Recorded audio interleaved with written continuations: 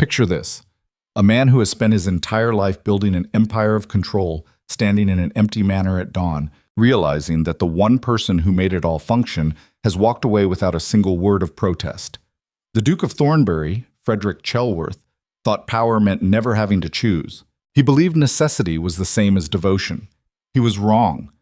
And by the time he understood what he had lost, silence had already become her answer. This is the story of how a ruthless man learned that some things cannot be commanded, only earned. Stick around until the end, because what happens when he finally breaks will shatter everything you think you know about power and love. Drop a like and tell me what city you're watching from. I want to know who's ready for this ride. Frederick Chelworth woke every morning at 5:45, not because he enjoyed the discipline, but because control required it. The Duke of Thornberry did not sleep late. He did not linger in bed. He did not allow the soft edges of dawn to blur the architecture of his day. By 6:15, he was dressed. By 6:30, he sat in the East breakfast room with legislation spread before him like a battlefield map. By 6:45, Beatrice Fairfax entered with annotated correspondence and tea prepared exactly as he preferred it. No sugar, bergamot infusion, steeped for precisely 3 minutes. She never asked if he wanted her there. She simply arrived. 2 years of this. 2 years of mornings where her presence was so constant it became invisible.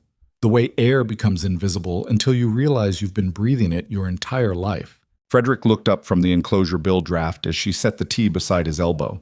Her hand was steady. It was always steady. Beatrice did not fumble or hesitate. She moved through his world with the kind of precision that suggested she had memorized not just his schedule, but the rhythm of his thoughts. "Thank you," he said, though the words carried no weight. Gratitude, when automatic, stops being gratitude. It becomes punctuation. She nodded once and took her seat across from him, opening her own ledger. The morning light cut through the window at an angle that made her profile sharp, almost sculptural. Frederick noticed this the way he noticed the quality of ink or the grain of paper, distantly, analytically, without allowing the observation to disrupt his focus. "The Ashford meeting is confirmed for Thursday," she said without looking up. "Lord Stannard sent word that he expects your answer by week's end." Frederick's jaw tightened. His uncle. Of course his uncle had sent word. Lord Reginald Stannard did not make requests. He issued reminders wrapped in courtesy, each one a tightening of the noose Frederick had spent his entire adult life trying to escape. "What does he expect me to answer?" Frederick asked, his tone flat. Beatrice glanced at him then, and for a moment something flickered in her expression, something that might have been sympathy or might have been calculation. With Beatrice, it was often impossible to tell. She had learned to wear neutrality like armor. "He expects you to marry Phoebe Ashford," she said simply. "He expects you to secure the borough votes for the enclosure bill. He expects you to stop pretending you have a choice in this." Frederick set down his pen with deliberate care. "I always have a choice." Beatrice returned her attention to the ledger. "Do you?" The question hung in the air between them. Not confrontational, but factual, the way a surgeon might observe a wound before deciding whether to stitch or amputate. Frederick did not answer. Instead, he picked up the tea and drank, letting the bergamot burn the back of his throat. Beatrice had been right, of course. She was always right. That was the problem with keeping someone so close. They learned to see through you with the kind of clarity that made lying to yourself impossible. But Frederick had built his life on the assumption that clarity was optional. That power meant never having to confront what you refused to acknowledge. He glanced at her again, this time allowing himself to see what he had trained himself to ignore. The way her fingers moved across the page, the faint tension at the corner of her mouth, the fact that she had been sitting across from him every morning for 2 years, and he had never once asked her if she wanted to be there. "Beatrice," he began, and then stopped. She looked up. "Yes?" "Nothing," he said. "Never mind." She held his gaze for a moment longer than necessary, as though waiting for him to finish the thought he had abandoned. When he didn't, she returned to her work. Frederick told himself this was efficiency. This was professionalism. This was the way functional partnerships operated. He did not tell himself it was cowardice, but cowardice does not announce itself. It simply becomes routine. Bams. The Ashford estate sat on the northern edge of the district like a monument to old money and older grudges. The family had controlled 3 boroughs for 5 generations, and they wielded that power with the casual brutality of people who had never questioned their right to it. Frederick arrived at noon in a carriage that announced his rank before he ever stepped through the door. Lord Ashford greeted him with the kind of warmth reserved for political necessity: firm handshake, brittle smile, eyes that calculated advantage before offering pleasantries. "Your Grace," Lord Ashford said, gesturing toward the dining room, "we're honored to have you. Phoebe has been looking forward to this." Frederick doubted that. Phoebe Ashford was 22, bookish, and by all accounts entirely uninterested in marriage to anyone, let alone a duke whose reputation for emotional detachment preceded him like a warning. But Phoebe's interests were irrelevant. This was not about her. It was not even about him. This was about votes and influence and the enclosure bill that would either secure Frederick's legacy or destroy it entirely. Lord Stannard had made that abundantly clear 3 weeks ago when he cornered Frederick in his own study and laid out the terms with surgical precision. "You need the Ashford boroughs," Stannard had said, pouring himself brandy as though he owned the place. He did not own it. He simply acted as though ownership were a formality he had not yet bothered to claim. "You need their votes in Parliament. You need their support with the rural gentry, and you will get none of it unless you marry the girl." "I don't need to marry anyone," Frederick had replied, hating how defensive he sounded. Stannard smiled. "Then you don't need the bill to pass." The bill was everything. The enclosure legislation would consolidate Frederick's holdings, modernize agricultural production, and cement his political standing for the next 2 decades. Without it, he was just another titled aristocrat managing declining estates and watching his influence erode with every session of Parliament. With it, he was untouchable. So Frederick sat down at the Ashford dining table and smiled at Phoebe across the roasted pheasant, and felt the machinery of his life click into place like a trap closing.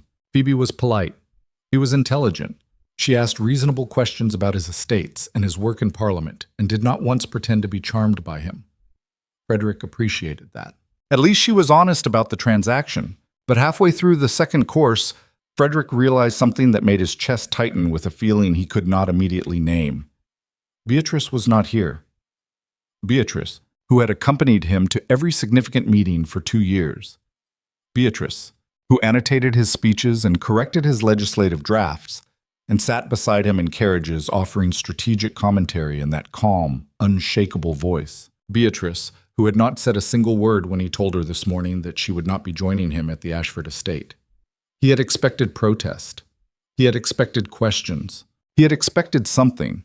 Instead, she had simply nodded and returned to her work, as though his decision required no explanation and deserved no response. Frederick tried to focus on Phoebe's question about grain exports, but his mind kept circling back to that silence. Why had Beatrice not objected? Why had she not asked why he was excluding her from a meeting that directly affected the political strategy they had been building together for months? Unless she already knew. Unless she had always known. Frederick looked across the table at Phoebe and realized with sudden cold clarity that he was about to make an announcement that would destroy the only relationship in his life that felt real. And he was going to do it anyway, because that was what power required. Or so he told himself. The announcement came during dessert. Lord Ashford had finished his wine and was leaning back in his chair with the satisfied air of a man who had just closed a profitable deal. Phoebe was quiet, her hands folded in her lap, her expression unreadable. Frederick set down his fork and cleared his throat. "Lord Ashford," he began, his voice steady, "I believe it is time we formalize the arrangement we have been discussing." Lord Ashford's eyes gleamed. "Go on. I would like to ask for Phoebe's hand in marriage." The words came out smoothly, each one rehearsed and deliberate. Frederick had practiced this. He had anticipated every possible response, every political angle, every strategic advantage. What he had not anticipated was the way his own voice sounded, hollow, mechanical, as though he were reading from a script written by someone else. Phoebe did not react. She simply looked at him with the kind of polite detachment one might reserve for a business proposal. Lord Ashford, however, beamed. "Your Grace, this is wonderful news. Truly wonderful. We are honored." Frederick nodded. "I will have my solicitor draw up the settlement agreements. We can discuss the details at your convenience." "Of course. Of course." Lord Ashford raised his glass. "To the future Duke and Duchess of Thornberry." Frederick lifted his own glass, the crystal cold against his palm. He drank, and somewhere in the back of his mind, a voice whispered that he had just made a mistake. But Frederick Chellworth did not make mistakes. He made decisions. And decisions, once made, were final. Hulk. Beatrice heard the news the next morning. Not from Frederick directly. He did not have the courage for that. Instead, she learned it from the housekeeper, who mentioned it in passing while delivering fresh linens to the study.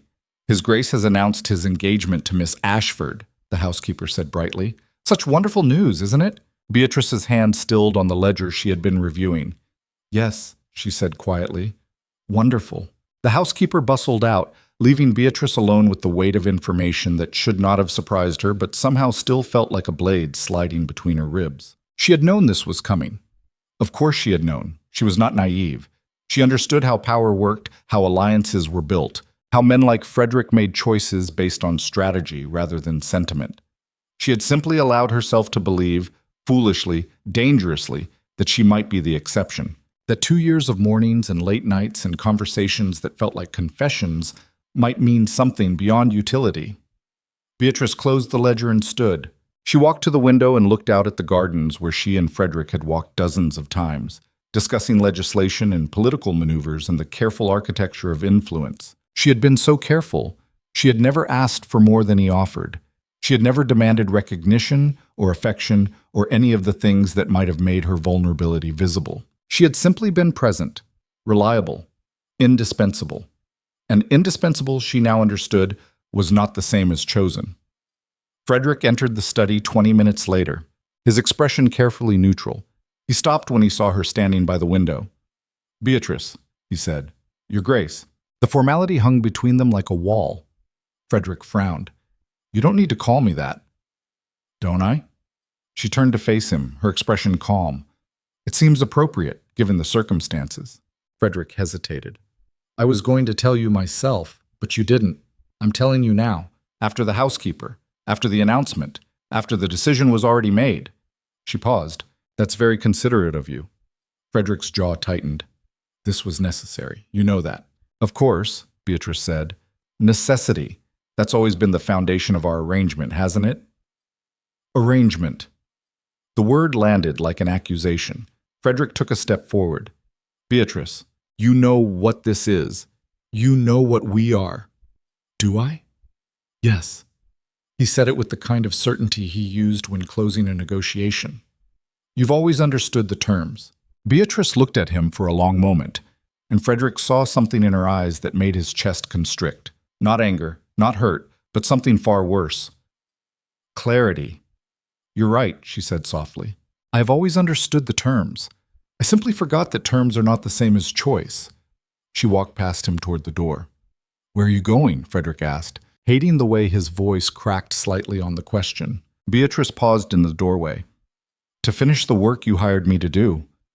Isn't that what you need from me, Your Grace? She left before he could answer. Frederick stood alone in the study, surrounded by the annotated correspondence and strategic plans they had built together, and realized that silence could be louder than any argument, because Beatrice had not shouted, she had not wept, she had not demanded explanation or apology, she had simply stopped being present in the way that mattered. And Frederick, who had spent his entire life believing that control meant never having to choose, finally understood what it felt like to lose something you never admitted you needed. The next morning, Beatrice did not appear at breakfast. Frederick sat alone in the East Room, staring at the cold tea and unannotated correspondence, and felt the first crack in the foundation of his carefully constructed world. He told himself it was temporary, that she needed time to adjust, that she would return to normal once the initial shock wore off. But the days passed, and Beatrice did not return to normal. She fulfilled her duties with perfect professionalism. She delivered reports on time, attended necessary meetings, and answered his questions with the kind of efficiency that suggested she had not missed a single beat. But the mornings were different. She no longer arrived at 6:45 with tea and annotated letters. She no longer sat across from him and offered strategic commentary while he reviewed legislation. She no longer walked with him in the gardens or stayed late in the study discussing the next political maneuver. She was present, but she was not there. Frederick found himself watching for her, listening for her footsteps in the hall, waiting for the moment when things would go back to the way they had been. But that moment never came. Because Beatrice Fairfax had made a decision of her own. She had decided to stop being necessary. And necessity, Frederick was beginning to learn, had been the only thing holding them together. 3 weeks after the engagement announcement, Frederick received a letter from Lady Drummond. He opened it in his study, half distracted by the borough correspondence piled on his desk. Lady Drummond was a distant acquaintance, wealthy widow, political moderate, known for hosting salons that attracted intellectuals and reformers. Frederick had no idea why she would be writing to him. The letter was brief. Your Grace, I am writing to inform you that Miss Beatrice Fairfax has accepted my invitation to join my household as a consultant on educational reform initiatives. She will be taking up residence at Drummond House by month's end. I trust this arrangement will not interfere with her remaining obligations to your estate. Yours in confidence, Lady Drummond. Frederick read the letter 3 times. Then he stood and walked out of the study, down the corridor and directly to Beatrice's office without knocking. She looked up from her desk, startled. Your Grace, you're leaving. It was not a question. Beatrice set down her pen. Yes. When were you going to tell me? I'm telling you now. She echoed his words from 3 weeks ago with perfect precision. Frederick felt something dangerous rising in his chest, anger or panic or something that felt uncomfortably close to grief. You can't just leave. Why not? Because... He stopped. Because why? Because he needed her? Because the estate functioned because of her? Because the mornings felt hollow without her sitting across from him with tea and annotated correspondence? He could not say any of that. So instead he said, because your contract isn't finished. Beatrice stood. My contract was to serve as your political consultant for 2 years. That term ends in 6 weeks. Lady Drummond has offered me a position that begins after my obligations to you are fulfilled. I am not breaking any agreement, Your Grace. I am simply choosing not to renew it. The word choosing hit him like a physical blow. Why? He asked, and hated how the question sounded. Small, desperate, nothing like the controlled tone he had spent his life perfecting. Beatrice looked at him with something that might have been pity. Because I want to work somewhere I'm not just useful, Frederick. I want to work somewhere I'm seen. She walked past him toward the door. This time, he did not ask where she was going. He already knew. She was going somewhere he could not follow. Ushang. That night, Frederick sat alone in his study and tried to reconstruct the moment when everything had started to fracture. He replayed the Ashford dinner in his mind, searching for the exact second when he had made the wrong choice. But the more he thought about it, the more he realized there was no single moment. The fracture had been building for 2 years. Every morning he had taken her presence for granted. Every late night he had relied on her judgment without acknowledging it. Every time he had failed to ask what she wanted because he assumed her wants aligned with his needs. Frederick had spent his entire life believing that power meant never having to ask. But power, he was beginning to understand, was not the same as connection. And connection required something he had never learned to offer. Choice. Chag. The morning Beatrice left Thornberry House, Frederick watched from the east window as her carriage pulled away. She did not look back. Frederick stood there long after the carriage disappeared, staring at the empty drive, and realized with sudden crushing clarity that he had engineered his own isolation. He had believed necessity was enough. He had believed presence was the same as devotion.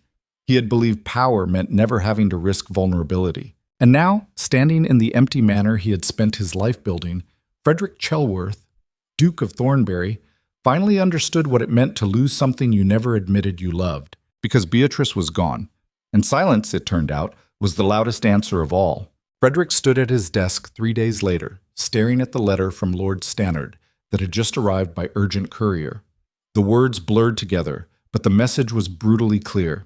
The Ashford family is reconsidering the engagement. Phoebe has expressed concerns about your suitability as a husband. You have 1 week to repair this, or the borough votes disappear, and your political future with them. But as Frederick's hands trembled around the parchment, he realized something that made his blood run cold. He didn't care about the boroughs anymore. He didn't care about the bill. He only cared about the woman who had walked out of his life without a fight, because he had never given her a reason to stay. And now, with everything collapsing around him, Frederick finally understood the difference between losing power and losing the only person who had ever made him feel like more than the title he carried. The question was, had he realized it too late? Frederick did not sleep that night. He sat in his study with Stannard's letter spread across the desk like a death sentence. watching the candle burn down to nothing while his mind circled the same impossible equation. How to salvage a political alliance he no longer wanted in order to secure a future he was no longer certain he believed in. The arithmetic of power had always been simple. You calculated the cost, measured the return, and made the decision that maximized advantage. Emotion was interference. Sentiment was weakness. Control meant never allowing what you felt to override what you needed. But sitting alone in the dark, Frederick realized the equation had changed, because for the first time in his life, what he needed and what he wanted were not the same thing, and he had no idea how to solve for that. Morning came without mercy.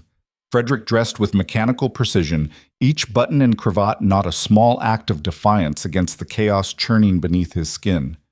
By 7, he was in the breakfast room, staring at cold tea and unannotated correspondence that felt like evidence of everything he had lost. The door opened. Frederick looked up, some desperate corner of his brain still expecting Beatrice. It was his valet instead, carrying a sealed envelope on a silver tray. "From Lord Stannard," the valet said quietly. "He's waiting in the drawing room." Of course he was. Frederick took the envelope and dismissed the valet with a gesture. He broke the seal already knowing what it would say. Stannard did not write letters when he could deliver ultimatums in person. The envelope was theater, a reminder that even Frederick's private spaces belonged to the machinery of power his uncle controlled. Inside was a single line, "We need to discuss your priorities." Frederick crumpled the paper in his fist.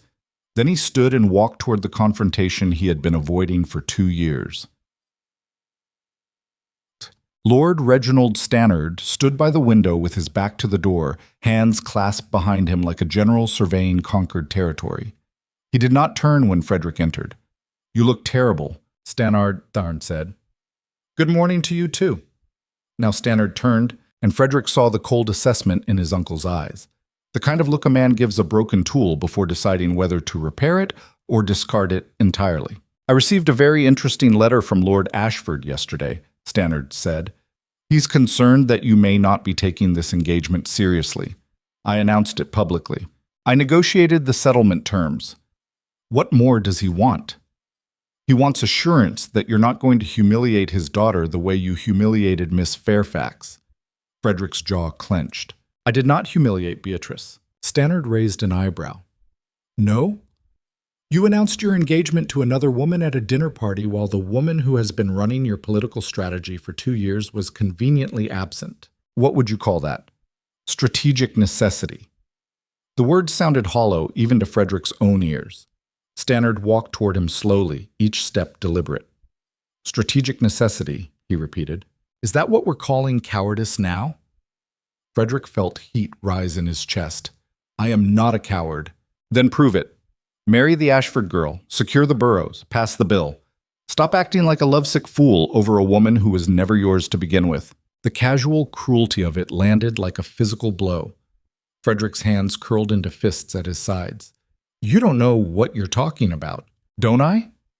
Stannard leaned closer, his voice dropping to something almost gentle, which made it infinitely more dangerous. "Let me tell you what I know, Frederick. I know that you have spent 2 years building a professional relationship with Miss Fairfax and mistaking proximity for intimacy. I know that you relied on her competence so thoroughly that you forgot she was a person with her own desires and ambitions. I know that when faced with the choice between marrying for political advantage and confronting your own emotional cowardice, you chose the path of least resistance.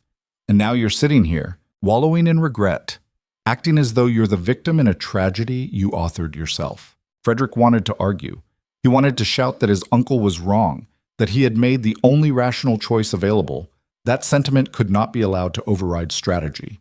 But the words would not come, because Stannard was not wrong. "You have 1 week, Stannard said, straightening. 1 week to repair your relationship with the Ashfords. 1 week to demonstrate that you are capable of commitment to something other than your own wounded pride. After that, the borough votes disappear. The enclosure bill dies. And your political future dies with it." He walked toward the door. "And Frederick?" Stannard paused without turning. "Miss Fairfax has moved on. I suggest you do the same." The door closed behind him with a soft click that sounded like finality. Frederick stood alone in the drawing room, surrounded by furniture that cost more than most men earned in a lifetime, and felt poorer than he had ever felt in his life. man. He tried to work. For 3 days, Frederick buried himself in correspondence and legislative drafts and the mechanical routines of estate management. He met with tenants and reviewed accounts and responded to political inquiries with the same ruthless efficiency that had built his reputation. But the mornings were unbearable. Every day at 6:45, some part of him still expected Beatrice to walk through the door with tea and annotated letters. Every day, the door remained closed. Every day, the absence felt less like a wound and more like an amputation, something missing that could not be reattached, no matter how desperately he wanted it back. On the 4th morning, Frederick broke. He left the house without telling anyone where he was going. He took his fastest horse and rode north toward Drummond House, pushing the animal harder than was wise, driven by something that felt dangerously close to panic. He had to see her. He had to explain. He had to make her understand that the engagement was strategy, not choice, that necessity had forced his hand, that he had never meant to hurt her. Even as the thoughts formed, Frederick knew how pathetic they sounded. But desperation does not care about dignity. Oplak. Drummond House rose from the landscape like a statement of independence. Smaller than Thornberry, less ostentatious, but somehow more solid, as though it had been built by people who did not need to prove anything to anyone.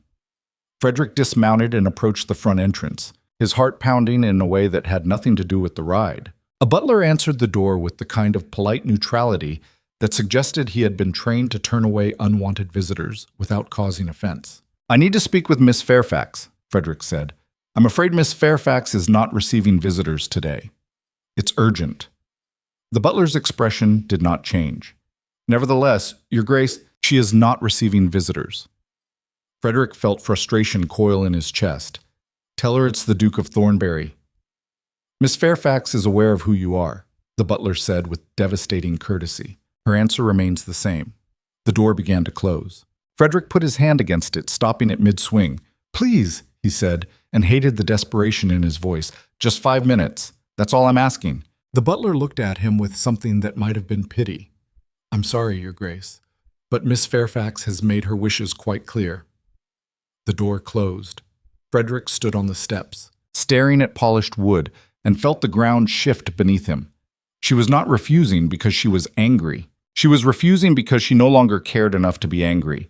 And that was infinitely worse. Chak. Frederick returned to Thornberry in silence. He stabled the horse himself, ignoring the groom's surprised offer of assistance. He walked through the manor without acknowledging the servants who stepped aside to let him pass. He went directly to his study and closed the door and stood in the center of the room, surrounded by all the evidence of power and influence and control, and realized that none of it mattered. Because Beatrice was right. He had mistaken necessity for connection. He had confused proximity with intimacy. He had built his life on the assumption that being needed was the same as being chosen. And now, faced with the consequences of that delusion, Frederick finally understood what Beatrice had been trying to tell him all along. Usefulness was not love, presence was not devotion, and control was just another word for loneliness. The letter from Phoebe Ashford arrived 2 days later. Frederick opened it in his study, half expecting another ultimatum from her father, or another poisoned reminder from Stannard. Instead, he found something far more devastating: honesty. "Your Grace, I am writing to inform you that I cannot proceed with our engagement, not because of any failing on your part, but because I have come to understand that marrying you would be a cruelty to us both. You do not love me. You do not even know me.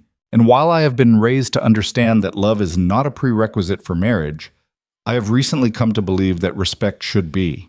The manner in which you announced our engagement, publicly, strategically, without consultation, demonstrated that you view marriage as a political transaction rather than a partnership. I will not be the woman you settle for because you lacked the courage to choose the woman you actually want. I wish you well, but I will not be party to your self-destruction. Respectfully, Phoebe Ashford." Frederick read the letter 3 times. Then he set it down very carefully and walked to the window. Outside, the garden stretched toward the horizon, perfectly maintained, rigidly controlled, beautiful in the way that things are beautiful when every element has been forced into submission. Frederick had spent his entire adult life building this. The estate, the political alliances, the carefully constructed architecture of influence that made him untouchable. And in a single moment of calculation, he had destroyed the only thing that had ever made any of it feel real. He thought about Beatrice refusing to see him. He thought about Phoebe walking away from an engagement that should have been her family's greatest triumph. He thought about Stannard's casual cruelty and his own complicity in the machinery that had brought him here. And for the first time in his life, Frederick Chelworth made a decision that had nothing to do with strategy. He sat down at his desk and began to write. Tredke. The letter to Lord Ashford was brief. I accept your daughter's decision and release her from any obligation. Please convey my apologies for the manner in which this engagement was conducted. She deserves better than I was capable of offering. The letter to Stannard was even shorter. I will not be pursuing the enclosure bill. Withdraw my name from consideration. Frederick sealed both letters and sent them by courier before he could reconsider. Then he sat back in his chair and waited for the consequences. They arrived within hours. Stannard stormed into Thornberry like a hurricane, slamming doors and shouting orders at servants who scattered before him. He found Frederick in the study, sitting calmly at his desk as though he had not just detonated his entire political future. Have you lost your mind? Stannard demanded. Frederick looked up. Possibly. Do you understand what you've just done? The Ashfords will withdraw their support. The borough votes will disappear. Every ally you have in Parliament will distance themselves from this disaster. You will have nothing. Frederick stood slowly. Then I'll have nothing. Stannard stared at him as though he had started speaking a foreign language. This is about the girl, isn't it? You're throwing away everything we've built because of some misguided infatuation with a woman who doesn't even want you. The words should have stung. A week ago, they would have destroyed him. But Frederick found that he did not care. Because Stannard was right about one thing, Beatrice did not want him. And that was precisely the point. For 2 years, Frederick had surrounded himself with people who needed him, who relied on him, who had no choice but to stay. He had built an empire of obligation and called it loyalty. But Beatrice had walked away. Not because she was angry, not because she wanted to hurt him, but because she had finally chosen herself. And if Frederick wanted her back, if he wanted any chance of becoming the kind of man who deserved to be chosen, he had to do the same. You're right, Frederick said quietly. I am throwing it away. All of it. The bill. The alliances. The political future you've been engineering since I was old enough to understand what inheritance meant. Stannard's face went pale. You can't be serious. I am. For the first time in my life, I am completely serious. You'll regret this. Frederick smiled without humor. I already regret the last 2 years. At least now I'll regret something I chose. Stannard stared at him for a long moment, rage and disbelief warring in his expression. Then he turned and walked toward the door. When your estate collapses, he said without looking back, don't come to me for help. I won't. The door slammed. Frederick stood alone in his study and felt something close to relief. Because for the first time in his life, he was not trying to control the outcome. He was simply accepting the cost. The fallout was immediate and brutal. Within a week, 3 borough representatives withdrew their support. 2 political allies sent polite letters explaining that they could no longer associate with someone so unpredictable. Invitations to social events dried up overnight. The whispers started. Duke of Thornberry has lost his mind, they said. Threw away the Ashford alliance over a servant girl. Political suicide. Frederick heard the rumors and did not try to correct them, because they were not entirely wrong. But none of it changed what he knew he had to do. It took him another week to build the courage. Frederick spent that time working through estate business with grim efficiency, not because he believed the estate would survive the political collapse, but because activity kept him from spiraling into the kind of despair that would make action impossible. On the 8th day, he rode to Drummond House again. This time, he did not expect to be received, but he went anyway.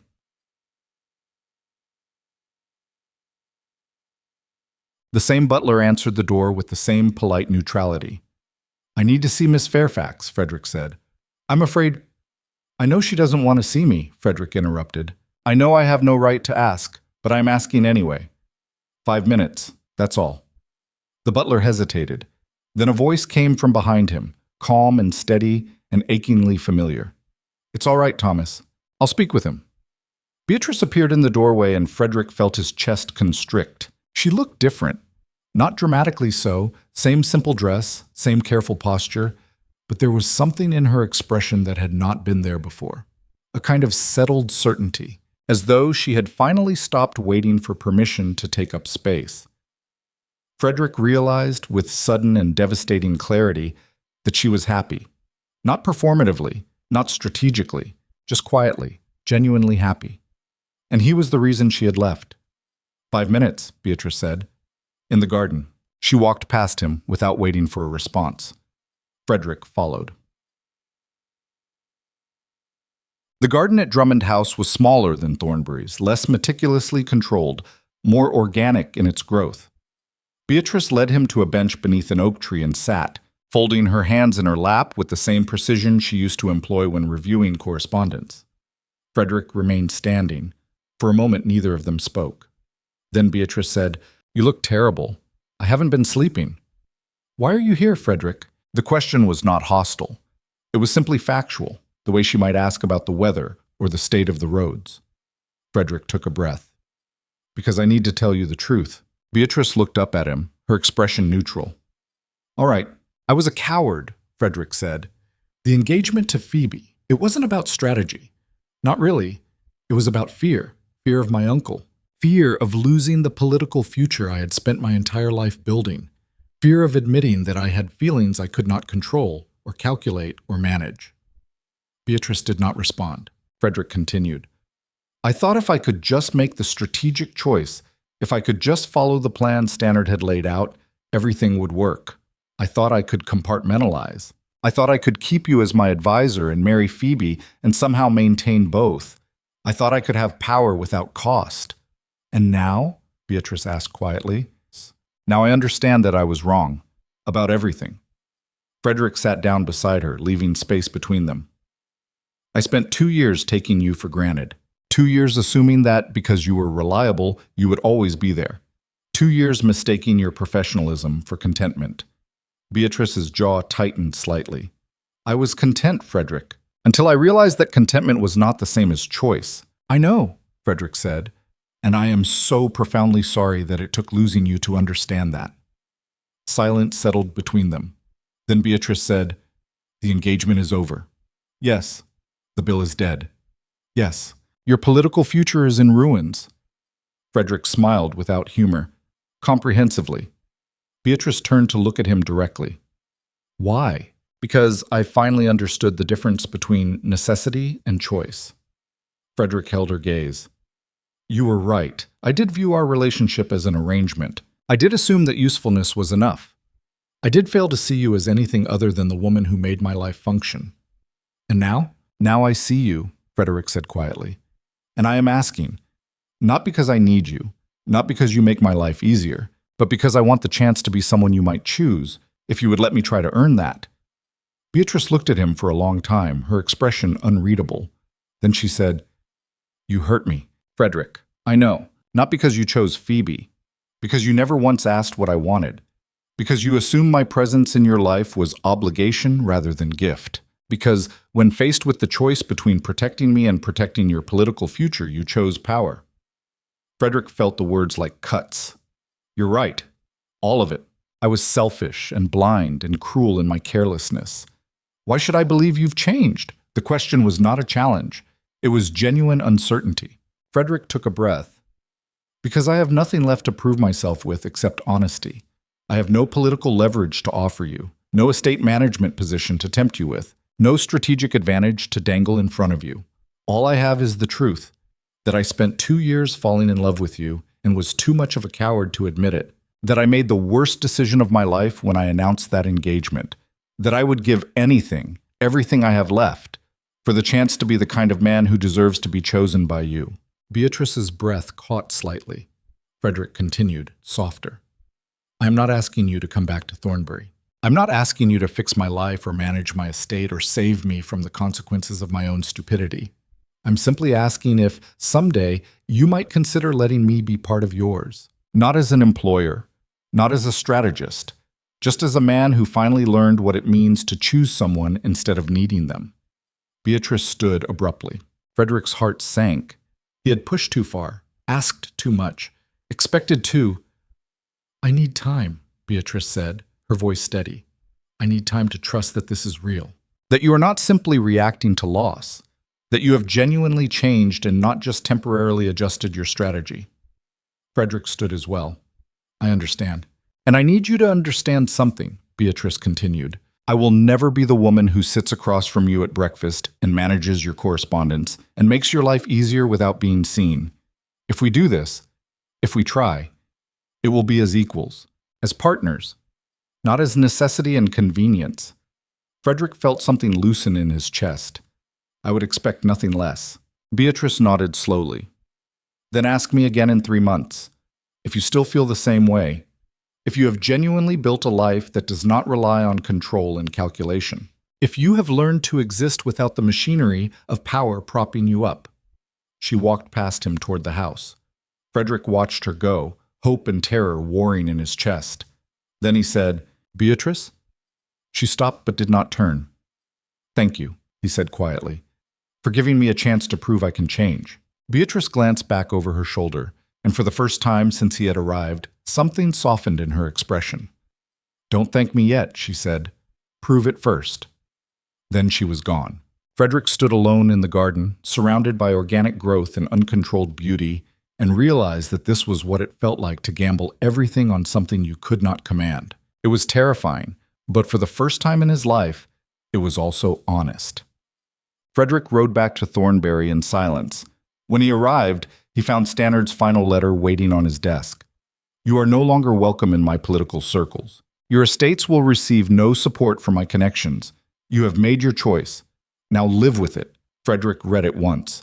Then he folded it carefully and placed it in a drawer. He did not feel triumph. He did not feel regret.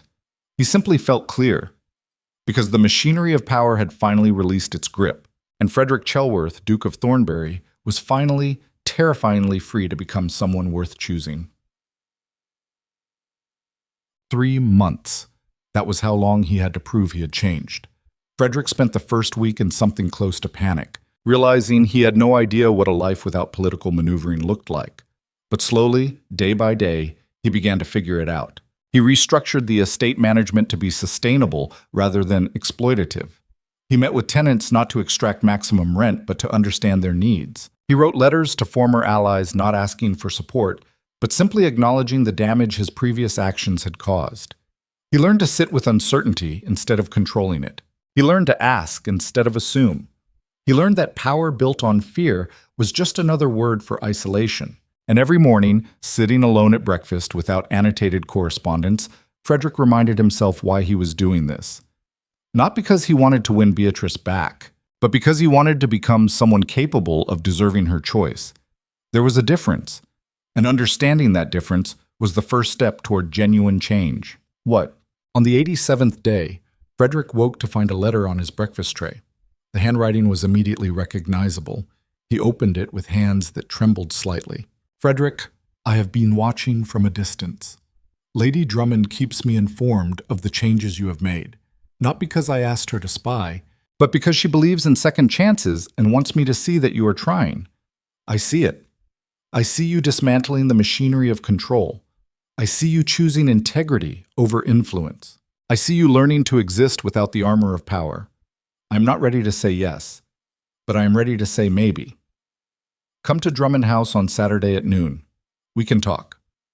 Beatrice. Frederick read the letter 4 times. Then he stood and walked to the window and allowed himself, for the first time in 3 months, to hope. Not because hope guaranteed success, but because hope meant he was finally willing to risk failure. And risk, he had learned, was the only honest foundation for anything worth having. Matich. Saturday arrived with agonizing slowness. Frederick dressed with the kind of care usually reserved for diplomatic negotiations, then immediately changed because he realized he was still thinking in terms of strategy rather than honesty. He settled on simple traveling clothes, no ducal regalia, no calculated presentation, just himself. He arrived at Drummond House precisely at noon. This time the butler smiled when he opened the door. Miss Fairfax is expecting you, he said. She's in the library. Frederick followed him through corridors that felt warmer than Thornberry's, less imposing, more lived in. The butler stopped outside a door and knocked once. Come in, Beatrice's voice called. Frederick entered. Beatrice stood by the window, backlit by afternoon sun, and Frederick felt his breath catch the way it always had when she walked into a room. Except now, he finally allowed himself to acknowledge why. She turned to face him, and Frederick saw nervousness in her expression. Not fear, just the kind of uncertainty that comes from taking a risk you cannot control. "Hello, Frederick," she said. "Hello, Beatrice." Silence hung between them, not hostile, but weighted with everything unsaid. Then Beatrice said, "Tell me about the last 3 months." So Frederick did. He told her about restructuring the estate, about meeting with tenants, about writing apology letters to political allies he had burned, about learning to sit with discomfort instead of controlling it away. He told her about the mornings alone at breakfast, learning to value solitude instead of fearing it. He told her about the nights when he lay awake wondering if he would ever be enough, and then slowly learning that enough was not about perfection, but about honest effort. Beatrice listened without interrupting. When he finished, she said quietly, "You've changed." "I'm trying to," Frederick corrected. "Every day. It's harder than I expected." "Why?" "Because control was easier than vulnerability. Strategy was easier than honesty. Power was easier than partnership." Beatrice walked toward him slowly. "And now?" "Now I understand that easy was just another word for lonely." She stopped a few feet away, close enough that Frederick could see the way her expression shifted, still guarded, but with something softening beneath it. "I'm still afraid," she said quietly. "Afraid that this is temporary, that you'll revert to the man you were when pressure returns, that I'll end up right back where I started, useful but unseen." Frederick took a breath. "Then don't come back to Thornberry. Build your life here with Lady Drummond. Let me be part of it on your terms, not mine. Let me prove over months and years that I have genuinely changed. I am not asking you to risk everything on faith, Beatrice. I am asking you to let me earn your trust, one honest day at a time." Beatrice looked at him for a long moment. Then she said, "That's all I wanted to hear." She closed the distance between them and kissed him. It was not dramatic, not passionate, just soft and steady and real. The kind of kiss that felt like a beginning rather than a resolution. When she pulled back, Frederick saw tears in her eyes. "I'm still scared," she whispered. "So am I," Frederick said. "But I would rather be scared with you than powerful without you." Beatrice smiled, and it was the first genuine smile he had seen from her in 4 months. "Then we'll be scared together," she said. And in that moment, standing in a library that did not belong to him, holding a woman who had finally chosen him instead of needing him, Frederick Chelworth understood what it meant to have something worth more than power. But they did not return to Thornberry that day. Instead, they sat in the library and talked, not about strategy or politics or estate management, but about what they actually wanted from life. Beatrice told him about her work with Lady Drummond, about educational reform initiatives that excited her in ways political maneuvering never had. Frederick told her about the tenant meetings, about discovering that listening was harder and more rewarding than commanding. They talked until dusk, until the light faded and someone knocked to ask if they wanted dinner. They said yes. And as they walked toward the dining room, Beatrice reached for Frederick's hand. He took it, feeling the warmth of her palm against his, and realized that this simple gesture of chosen connection, was what he had been searching for all along. Not power, not control. Just the honest, terrifying, beautiful act of being chosen by someone who did not need you, but wanted you anyway. 3 months later, Frederick proposed, not with grand gestures or strategic calculations.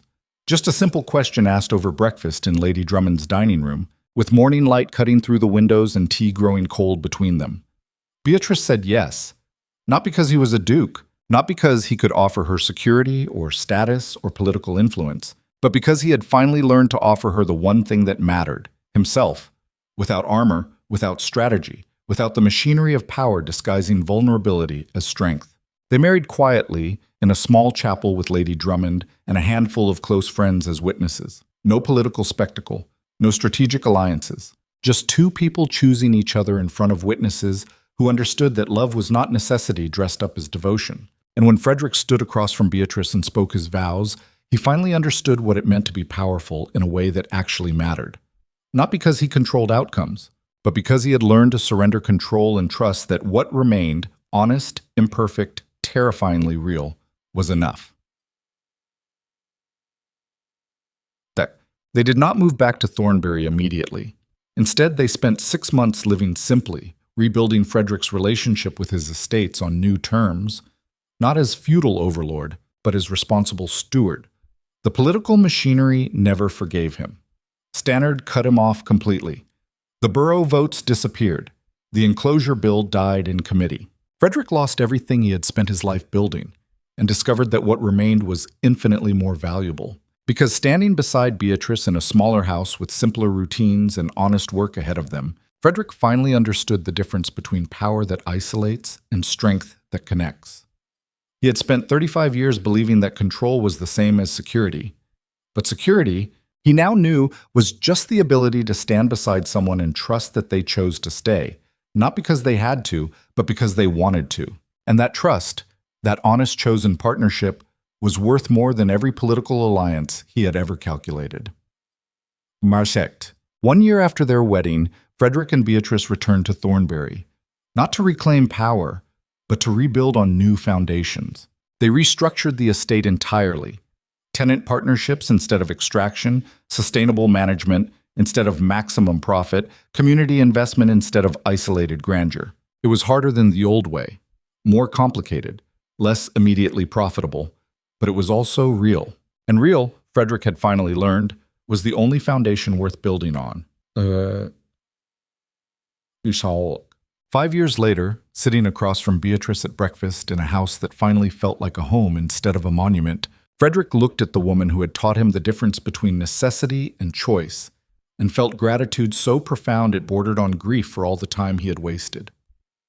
"What are you thinking?" Beatrice asked, glancing up from the correspondence she was reviewing. Not his correspondence anymore, but her own, from the educational reform network she now led. Frederick smiled. "I'm thinking that I spent most of my life trying to control everything and ended up with nothing. And then I gave up control and gained everything that actually mattered." Beatrice set down her pen. "That's very philosophical for this early in the morning. I've been practicing." She laughed, and the sound filled the room with warmth. Frederick reached across the table and took her hand, marveling at how something so simple, touch, connection, chosen intimacy, could feel more powerful than any political victory he had ever engineered. "Thank you," he said quietly. "For what?" "For walking away. For refusing to see me when I came crawling back. For making me prove I had changed before you risked trusting me again. For teaching me that love is not necessity disguised as devotion." Beatrice squeezed his hand. "You did the work, Frederick. I just refused to settle for less than I deserved." "That's why I'm thanking you," Frederick said. "Because you taught me what I could be if I stopped settling for power and started reaching for partnership." They sat in comfortable silence, hands linked across the table, while morning light streamed through windows that no longer felt like barriers between controlled interior and chaotic exterior. Just openings, just possibility, just the honest, terrifying, beautiful truth that some things cannot be commanded, only chosen. And choosing, Frederick had finally learned, was the only kind of power worth having. The letter arrived on an autumn morning 3 years into their marriage, delivered by courier with Stannard's seal broken across the front, a deliberate message that even privacy was a privilege Frederick no longer commanded. Inside, in his uncle's precise handwriting, "The Crown is reviewing your estate patents. Questions have been raised about your fitness to hold the title. If you do not come to London and defend yourself before the Peerage Committee within the month, everything will be forfeit. The house, the lands, the title itself. This is your final chance to salvage what remains. Choose wisely." Frederick read it twice, then looked up at Beatrice, who was watching him with that steady gaze that saw through every calculated defense. She did not ask what the letter said. She simply waited, letting him decide how to carry this weight. And Frederick realized, with cold clarity, that going to London meant re-entering the machinery that had nearly destroyed them both, that his uncle was offering him one last chance to reclaim power by proving he still knew how to play the game. But staying meant losing everything he had inherited, everything his family name represented, everything society said made him who he was. The choice was simple. The consequences were permanent. And this time there would be no going back. Frederick set the letter down with hands that had forgotten how to tremble. 3 years of rebuilding. 3 years of learning to exist without the machinery of inherited power propping him up. 3 years of mornings with Beatrice where he had finally learned what it meant to be chosen instead of needed. And now Stannard was offering him a choice that was not really a choice at all. Go to London and defend the title. Re-enter the game he had spent 3 years escaping. Prove to the peerage committee that he was still capable of being the kind of duke they recognized. Ruthless, calculated, willing to sacrifice anything for power. Or stay. Let it all burn. Lose the estates, the title, the inheritance that had defined his family for 8 generations. Beatrice was watching him with that steady gaze that saw through every defense he had ever constructed. She did not ask what the letter said. She simply waited, giving him space to carry the weight alone if he needed to, or share it if he chose. Frederick chose. Stannard wants me in London, he said quietly. The Crown is reviewing my estate patents. Questions about fitness to hold the title. If I don't appear before the peerage committee within the month, everything is forfeit. Beatrice's expression did not change. What kind of questions? The kind that have answers predetermined by whoever is asking them. Frederick stood and walked to the window, staring out at grounds he had spent 3 years learning to steward instead of dominate. Stannard has been building this case for years, waiting for the right moment to pull the trigger. And now he has. Frederick nodded. He knows I've changed. He knows I no longer operate the way he taught me to. And that makes me vulnerable. Vulnerable to what? To the argument that a duke who refuses to consolidate power, who restructures tenant agreements to be partnerships instead of extractions, who prioritizes community over profit, that kind of duke is unfit to hold a title built on feudal authority. Beatrice came to stand beside him. Do you think he's right? Frederick looked at her. About my fitness or about my vulnerability? Both. The question hung between them, weighted with everything they had built together. Frederick took a breath. 3 years ago, I would have gone to London without hesitation. I would have played the game, said the right words, demonstrated exactly the kind of ruthless competence the peerage committee expects. I would have won. And now? Now, I don't know if I can be that person anymore. Frederick turned to face her fully. I don't know if I want to be. Beatrice held his gaze. Then don't go. If I don't go, we lose everything. The house, the land, the income that funds the tenant partnerships and educational initiatives. Everything we've built here disappears. Not everything, Beatrice said quietly. We don't disappear. Frederick felt something crack in his chest. You would be married to a man with no title, no estate, no political standing. A man whose family would disown him for failing to defend what 8 generations died protecting. I would be married to you, Beatrice corrected. The man I chose, not the title, not the estate. You. The simplicity of it should have been comforting. Instead, it was terrifying, because Frederick realized he did not know who he was without the architecture of power that had defined him since birth. He had spent 3 years learning to be a better duke, more ethical, more equitable, more human. But he had never learned to be just a man, and now Stannard was forcing him to choose which identity he wanted to keep. I need to think, Frederick said. Beatrice nodded. Then think. But Frederick, she caught his hand. Don't let fear make the decision for you. Not again. She left him alone with the letter and the choice and the crushing weight of everything he stood to lose. Frederick spent 2 days in something close to paralysis. He walked the grounds, reviewing tenant agreements and partnership structures he had built over 3 years. He sat in the study where he and Beatrice had reconstructed estate management from feudal extraction into sustainable collaboration. He stood in the breakfast room where they had learned to exist without the rigid formality that once defined every interaction. All of it would vanish if he did not go to London. But going to London meant becoming someone he no longer recognized. On the 3rd morning, Frederick made his decision. He found Beatrice in the library, reviewing correspondence from her educational reform network. I'm going to London, he said. Beatrice looked up. All right, I'm going to defend the title. Not because I believe in feudal authority, not because I think inherited power is just, but because if I lose the estates, I lose the ability to continue the work we've started here.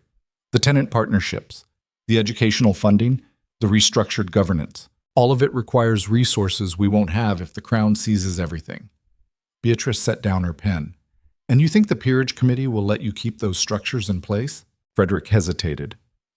I think I can convince them that reformed estate management is more profitable long-term than extraction, that sustainable partnerships create stability, that you think you can manipulate them into accepting change by disguising it as strategy. The words landed like an accusation. Frederick's jaw tightened. I think I can use the language they understand to protect what matters. Beatrice stood. That's exactly what you used to do. Frame everything in terms of power and advantage and calculated outcomes. You're reverting. I'm adapting. No. Beatrice walked toward him. You're lying to yourself. You're telling yourself this is about protecting what we've built. But what you're really protecting is your identity as someone who matters, someone who holds power, someone who can still play the game and win. That's not fair, isn't it? Beatrice stopped in front of him. 3 years ago, you stood in a garden and told me you wanted to be someone worth choosing instead of needing. You said you would build a life that didn't rely on control and calculation. You promised you had changed. I have changed, then prove it. Don't go to London and play their game. Stay here and let the title burn if that's what it takes. Show me that you meant what you said about power not being the same as worth. Frederick felt anger rise in his chest. You're asking me to throw away everything my family built. 8 generations of legacy. The ability to do real good with the resources the estate provides. I'm asking you to trust that we can rebuild without those resources. That we can do good work without needing a title to justify our existence. That you can be enough without the architecture of power telling you who you are. And if I can't? Beatrice's expression softened slightly, but her voice remained steady. Then you never really changed at all.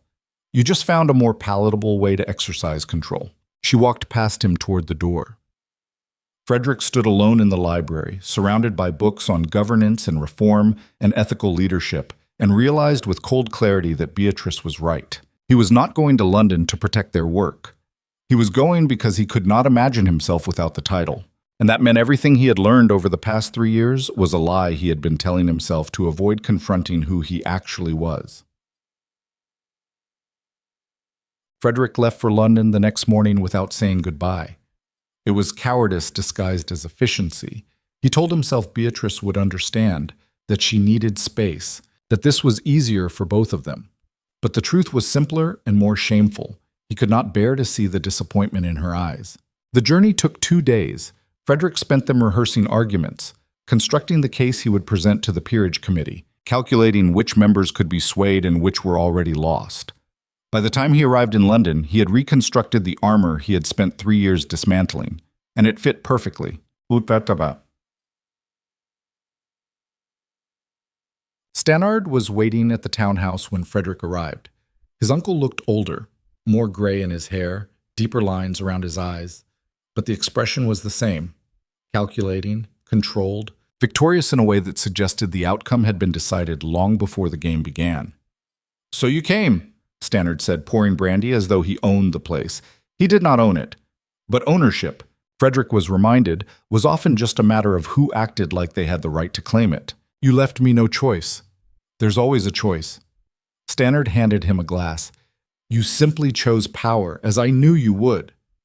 Frederick drank without tasting. "What do I need to know about the committee hearing?" Stannard smiled. "Everything you need to know, you already understand. The Crown is concerned about your fitness to hold the duchy. Too many reforms, too much restructuring, too much softness toward tenants who should be grateful for the privilege of working land they'll never own. That's not how I've been managing the estates." "I know exactly how you've been managing them." Stannard's voice went cold, like a man who has forgotten what power actually means. "You've turned tenant extraction into partnership agreements. You've reduced rents to sustainable levels. You've invested profits back into community infrastructure instead of consolidating wealth. You've done everything possible to dismantle the machinery that kept your family relevant for 8 generations. Because that machinery was built on exploitation. No, it was built on order, on hierarchy, on the understanding that some people are meant to lead and others are meant to follow. You've forgotten that understanding, and now you're going to stand in front of a committee of peers who have not forgotten it, and you're going to convince them that you remember it too." Frederick set down the glass. "What if I can't?" Stannard's smile widened. "Then you lose everything. The title, the estates, the ability to pretend you're building something noble out of the ruins of your failed marriage to power. And your wife, That clever little woman who convinced you that love was more important than legacy. She'll finally see what you really are. A man so weak he couldn't hold on to the one thing that gave his life meaning. The cruelty was casual, surgical, designed to cut precisely where Frederick was most vulnerable. And it worked. Because standing in the townhouse, surrounded by portraits of ancestors who had held power without questioning whether they deserved it, Frederick felt the old familiar pull. The desire to win, to dominate, to prove that he was still capable of playing the game at the highest level. "When is the hearing?" Frederick asked quietly. "Tomorrow morning, 10 o'clock. Stannard poured himself more brandy. "I've arranged for witnesses, former tenants who will testify about your mismanagement, political allies who will question your judgment, peers who will argue that your reforms demonstrate unfitness for the responsibility of stewardship. You arranged for them to lie. I arranged for them to tell a version of the truth that serves the outcome we need." Stannard looked at him directly. "And tomorrow, you will tell your own version. You will explain that your reforms were experimental adjustments, not permanent restructuring. You will demonstrate that you understand the proper hierarchy of power. You will prove that you are still the man I trained you to be. And if I don't, then you lose." Stannard stood. "It's that simple, Frederick. Be the duke they recognize, or cease being a duke at all." He left Frederick alone with the brandy and the portraits and the suffocating weight of choice. Frederick did not sleep that night. He sat in the study, staring at documents Stannard had provided. Testimony from tenants, political assessments, character evaluations, all of it carefully constructed to paint Frederick as either incompetent or dangerous, depending on which argument served the committee's purposes better. And beneath all of it, Frederick saw the truth. Stannard had not built this case recently. He had been building it for 3 years. Every reform Frederick implemented, every partnership agreement he restructured, every profit he reinvested into community infrastructure instead of consolidating personal wealth. Stannard had documented all of it, not as evidence of ethical leadership, but as proof of unfitness. And now Frederick had to stand in front of the peerage committee and argue that everything he had learned about power in the past 3 years was wrong, or lose everything. The hearing began precisely at 10. Frederick entered the chamber to find 12 peers seated in judgment, their faces carefully neutral in the way that suggested the verdict had already been decided, and this was merely performance. Stannard sat to the side, watching with the satisfied air of a man who had choreographed every movement. The Lord Chancellor presided, an elderly man with white whiskers and eyes that had seen too many hearings like this to maintain any illusions about justice. "Your Grace," the Lord Chancellor began, "you stand before this committee to answer questions regarding your fitness to hold the Duchy of Thornberry. Do you understand the proceedings?" "I do," Frederick said. "Very well. We will begin with testimony from witnesses who have observed your estate management over the past 3 years.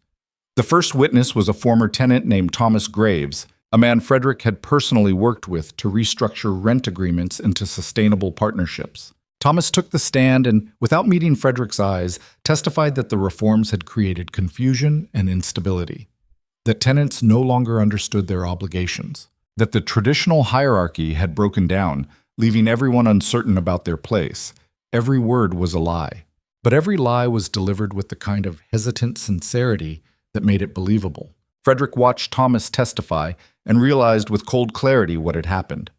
Stannard had offered him something: money, security, position, whatever it took to turn a man who had benefited from reform into a witness against it.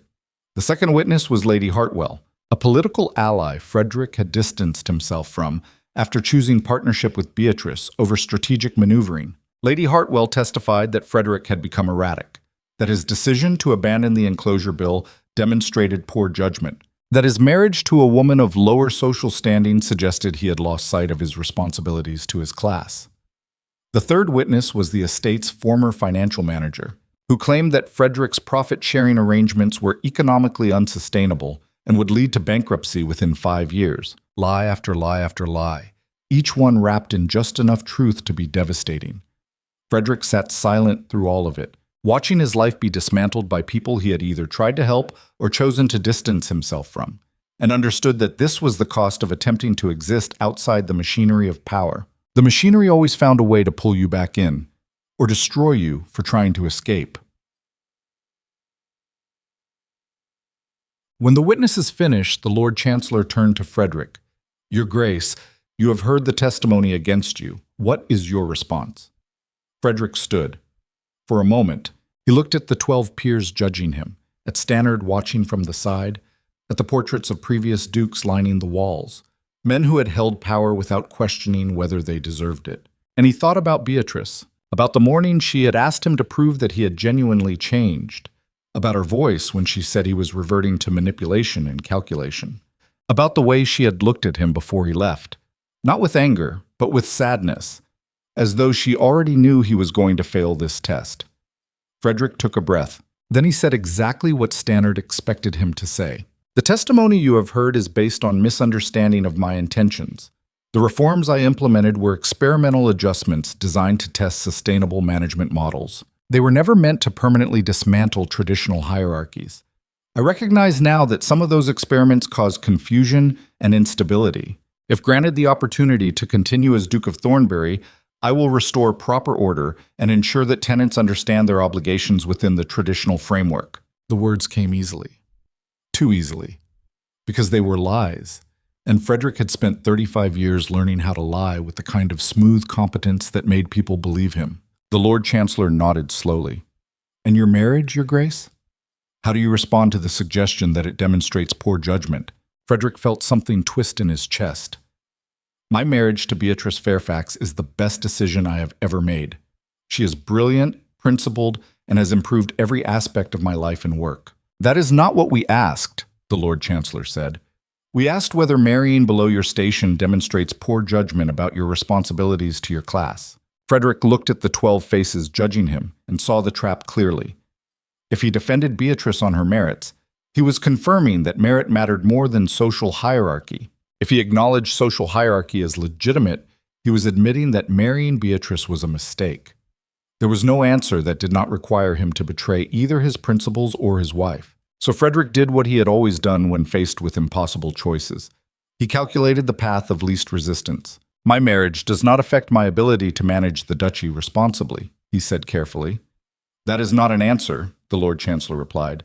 It's the only answer I'm prepared to give. Silence fell across the chamber. Then Stannard stood. My lords, if I may address the committee. The Lord Chancellor nodded. Proceed, Lord Stannard. Stannard walked to the center of the chamber with the casual authority of a man who knew the outcome was already secured. I have known Frederick since birth, he said. I have watched him grow from a boy with potential into a man of considerable capability. But I have also watched him lose his way. The reforms he implemented, however well-intentioned, demonstrate a fundamental misunderstanding of what it means to hold power responsibly. A duke does not serve his tenants. He leads them. A duke does not question the social order. He maintains it. Frederick has forgotten these truths, and unless he can demonstrate that he remembers them, he is unfit to hold a title built on principles he no longer respects. Stannard turned to Frederick. So I ask you directly, nephew, do you believe in the social hierarchy that your title represents? Do you believe that some people are meant to lead and others are meant to follow? Do you believe that your blood, your breeding, your inherited position give you the right and the responsibility to rule over those born to stations below yours? The chamber went silent. Every peer watched Frederick, waiting for his answer. Stannard watched with a slight smile, knowing he had constructed a question with only two possible responses: betray everything he had learned over the past 3 years, or lose everything his family had built over 8 generations. Frederick opened his mouth. And then, from the back of the chamber, a voice cut through the silence. He doesn't have to answer that. Every head turned. Beatrice stood in the doorway, dressed simply but with the kind of quiet authority that made the peers sit up straighter, despite themselves. Frederick felt his heart stop. She had come to London. She had walked into the one place where her presence was most dangerous to him. She had chosen to stand beside him at the exact moment when doing so would destroy whatever small chance he had of winning this hearing. Miss Fairfax, the Lord Chancellor said with barely concealed disapproval, this is a closed committee hearing. I am the Duchess of Thornberry, Beatrice corrected quietly, and I have a right to be here. The title landed like a bomb, because Beatrice had never used it before. For 3 years, she had simply been Beatrice, refusing to trade on Frederick's status or claim authority from his position. But now, standing in front of 12 men who believed social hierarchy was divinely ordained, she claimed the title with the kind of calm certainty that suggested she had always known it was hers. "Very well," the Lord Chancellor said stiffly. "You may observe, but you may not—" "I'm not here to observe," Beatrice interrupted. "I'm here to testify." Stannard's expression darkened. "The witness list is closed, then open it." Beatrice walked forward. "Because if you're going to judge my husband's fitness based on testimony from people who were bribed or coerced into lying, you should at least hear from someone who has actually lived alongside his reforms for 3 years." The Lord Chancellor hesitated. Then one of the committee members, an older peer with sharp eyes and sharper instincts, leaned forward. "I move that we hear the Duchess's testimony." A murmur of agreement rippled through the chamber. The Lord Chancellor nodded slowly. "Very well. Duchess, please take the stand." Beatrice walked to the witness box, her shoulders straight, her expression calm. Frederick watched her and felt something break open in his chest, pride and terror and gratitude so overwhelming it bordered on grief. Because Beatrice had come to save him. And he knew, with devastating certainty, that whatever she said next would destroy the lies he had just told to protect his title. But the Lord Chancellor cleared his throat. "Duchess, you may begin." Beatrice looked directly at the committee. "My husband is not unfit to hold his title, but he is unfit to hold it in the way you believe titles should be held." The chamber went silent. Stannard's eyes narrowed. Beatrice continued. "You have heard testimony that his reforms created confusion and instability. That is partially true, but not because the reforms were poorly conceived, because they challenged a system that relies on confusion to maintain control. Tenants are kept uncertain about their rights so that they remain dependent. Financial arrangements are kept opaque so that lords can extract maximum profit without accountability. Social hierarchies are reinforced through humiliation and subordination so that questioning them feels like treason." One of the committee members shifted uncomfortably. Beatrice did not stop. Frederick spent 3 years dismantling that system, not because he was incompetent, but because he had the courage to recognize that inherited power built on exploitation is not legitimate authority. It's just violence disguised as tradition. He restructured tenant agreements so they were partnerships instead of extractions. He reduced rents to sustainable levels so families could build security instead of barely surviving. He invested profits back into the community instead of hoarding them in family coffers. He did everything you have been trained to believe makes a lord weak. She paused, letting the words settle. But weakness is not what you should fear. Frederick could walk back into that system tomorrow. He could restore extraction and consolidate wealth and rule through intimidation the way his ancestors did. He knows exactly how to do it. That's what terrifies you, not that he can't be the duke you recognize, but that he refuses to be. Stannard stood. "My lords, this is inappropriate. The Duchess is... I'm telling the truth," Beatrice said, her voice cutting through Stannard's objection, something none of your carefully bribed witnesses bothered to do. She turned her attention back to the committee. "You want to know if Frederick is fit to hold power? Here's your answer. He's fit to hold it ethically. He's fit to use it responsibly. He's fit to recognize that authority comes with obligations to the people it governs, not just rights to extract wealth from them. But if your definition of fitness is a willingness to maintain exploitation for the sake of tradition, then no, he's not fit. And I would argue that makes him the only kind of duke worth having." The chamber erupted into murmurs. The Lord Chancellor banged his gavel. "Order. Order in the chamber." Beatrice looked directly at Frederick. "I came here because I realized something on the journey to London. You asked me once what I wanted from life. I told you I wanted to work somewhere I was seen, but what I should have said is that I wanted to build something worth being seen for. We did that together. We built a system where people mattered more than profits, where partnership replaced domination, where power served justice instead of just serving itself." Her voice softened slightly. "You told me 3 days ago that losing the title would mean losing everything we built. But you were wrong. The work we did doesn't belong to the duchy. It belongs to the people we did it with, and they will continue it whether or not you have a title attached to your name." She turned back to the committee. "So here's my testimony. Frederick is the best man I have ever known. Not because he was born a duke, but because he learned to question whether being born a duke gave him the right to act like one. If you strip him of his title for that, you're not protecting the integrity of the peerage. You're just proving that integrity and peerage are incompatible. She stepped down from the witness box. The chamber was completely silent. Frederick stared at her, his throat tight with emotions he did not have words for. Because Beatrice had not come to save him. She had come to tell the truth. And the truth, Frederick realized with sudden crushing clarity, was going to cost him everything he had been trying so desperately to protect. The Lord Chancellor looked shaken. Does anyone else wish to testify? Silence. Then very well. The committee will adjourn to deliberate. We will reconvene in 1 hour with our decision. The peers filed out. Stannard lingered, his expression unreadable. He looked at Beatrice, then at Frederick, then back at Beatrice. That was very brave, he said quietly. Very stupid, but very brave. Then he left. Frederick and Beatrice stood alone in the empty chamber. Why did you come? Frederick asked, his voice rough. Because you needed me to. I needed you to stay home where it was safe. I needed you to let me handle this alone. You needed someone to tell you the truth. Beatrice walked toward him. You were going to lie, Frederick. You were going to stand in front of that committee and tell them everything they wanted to hear so you could keep a title you don't even believe in anymore. I was trying to protect what we built. No. You were trying to protect who you used to be. Because letting go of the title means letting go of the last piece of your identity that doesn't require you to be vulnerable. Frederick felt anger rise in his chest. You just destroyed any chance I had of winning that hearing. Good. Beatrice stopped in front of him. Because winning by lying isn't winning. It's just prolonging the inevitable.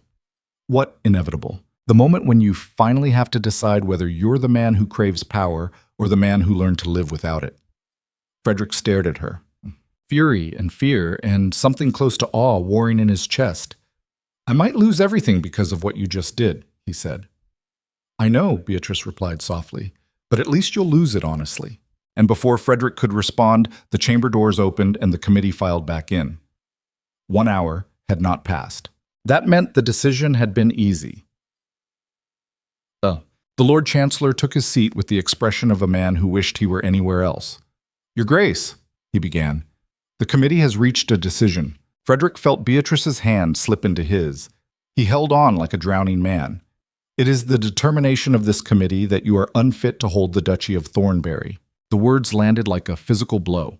Frederick heard them, understood them, but some part of his brain refused to process what they meant. 8 generations. Gone. Just like that. Your reforms, the Lord Chancellor continued, demonstrate a fundamental misunderstanding of the responsibilities inherent in your position. Your refusal to affirm the social hierarchy that legitimizes your authority suggests you do not respect the foundations upon which that authority rests.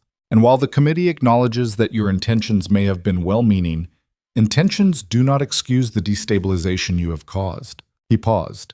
Effective immediately, your title and all associated estates, properties, and privileges are forfeit to the Crown.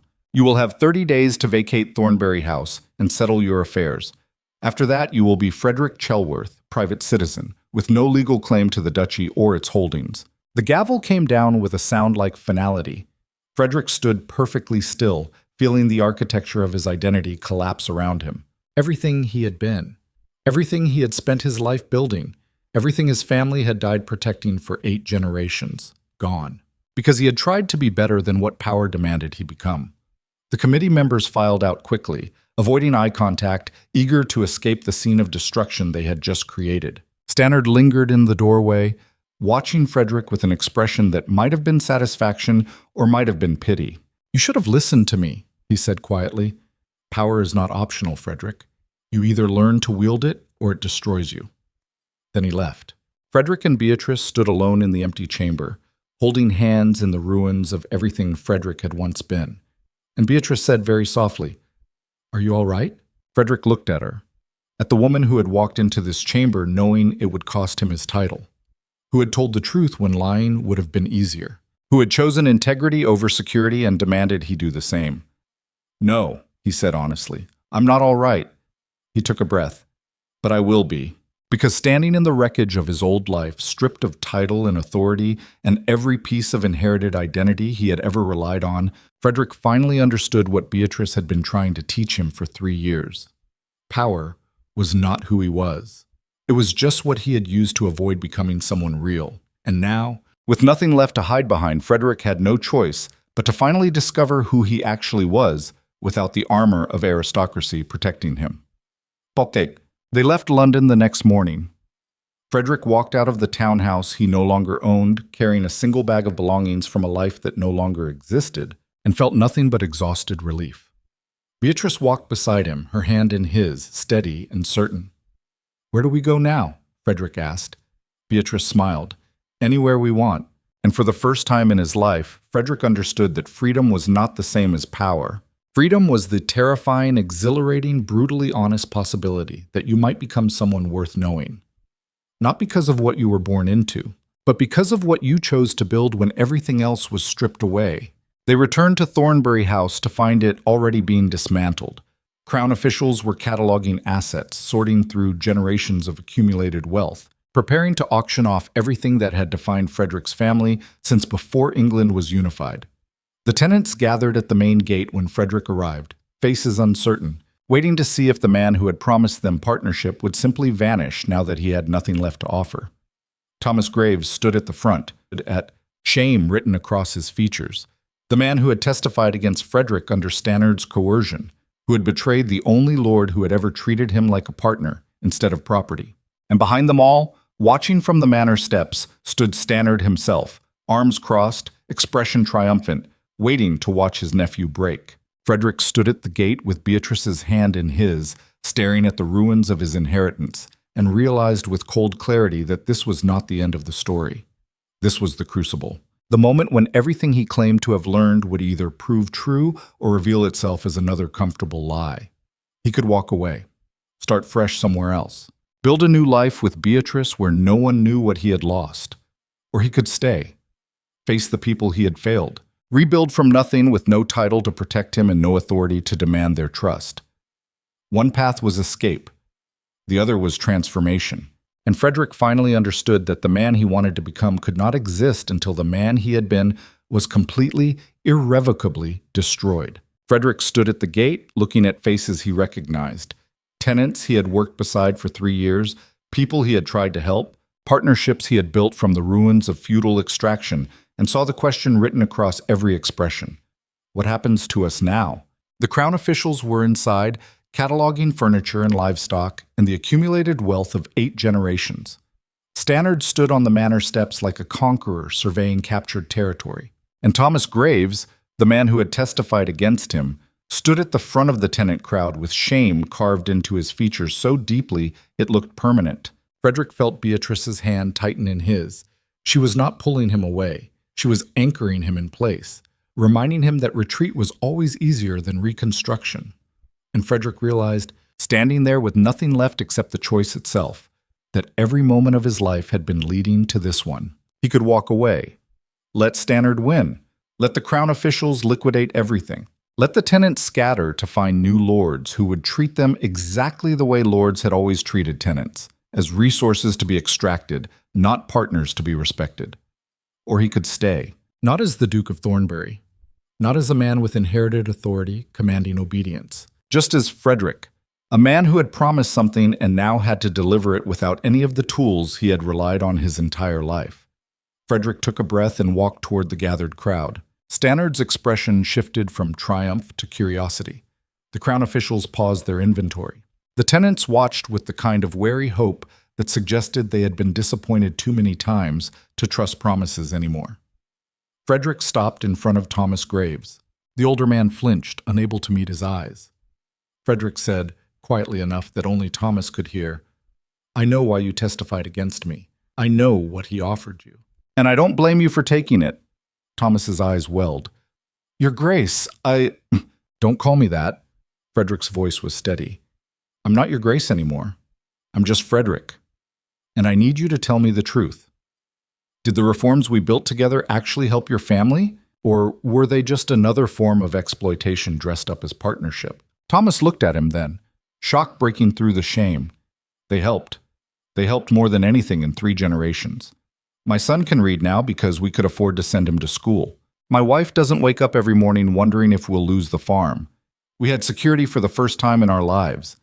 Then why did you lie? Because Lord Stannard said if I didn't, he would make sure we lost everything. Not just the farm. Everything. He has connections with every lord in 3 counties. He said we would be blacklisted, that no one would hire us, that my family would starve. Frederick felt rage coil in his chest, cold and precise. And now the reforms are gone anyway. The crown will auction this land to the highest bidder. Some new lord will come in and restore the old system. And we'll be right back where we started. Except this time, we'll remember what partnership felt like before it was taken away. The bitter resignation in Thomas's voice cut deeper than any testimony. Frederick turned to address the full crowd. His voice carried across the courtyard, not with ducal authority, but with something raw, desperation mixed with determination. I can't promise you it can fix this, he said. I can't promise the crown won't auction this land. I can't promise the new owner will honor the agreements we built. I don't have a title anymore. I don't have political connections. I don't have inherited authority that makes people listen when I speak. He paused, looking at each face. But I can promise you this. I will fight. I will fight to preserve what we built together. Not because you need me to. Not because I need to prove something to myself. But because what we created here was real. It was partnership instead of extraction. It was dignity instead of subordination. And if we let them destroy it without resistance, we're admitting that power always wins, that people born into privilege can always crush people who weren't. The tenants watched him, silent. Frederick continued, his voice rough with emotion he no longer tried to hide. 3 years ago, I thought power meant control. I thought leadership meant making decisions for people too stupid or weak to make them for themselves. I thought my birthright gave me the right to rule without questioning whether I deserved to. He looked at Beatrice, standing beside him with steady certainty. Then I met someone who taught me that real strength isn't about domination. It's about partnership. It's about choosing to stand beside people instead of above them. And for 3 years, we built something here that proved that model works. Frederick turned back to the crowd. So here's what I'm asking. Help me fight. Not as your lord, not as someone with authority over you, but as your partner. Help me find a way to preserve what we built. Help me prove that a system based on respect can survive even when the machinery of inherited power tries to crush it. Silence. Then Thomas Graves stepped forward. How? Frederick felt his chest tighten. I don't know yet, but we start by refusing to surrender. A woman in the back called out, "The crown has already taken possession. What can we possibly do? We can make it expensive for them to liquidate." Frederick's mind was racing now. Strategy returning not as manipulation, but as problem-solving. We can file legal challenges to the seizure.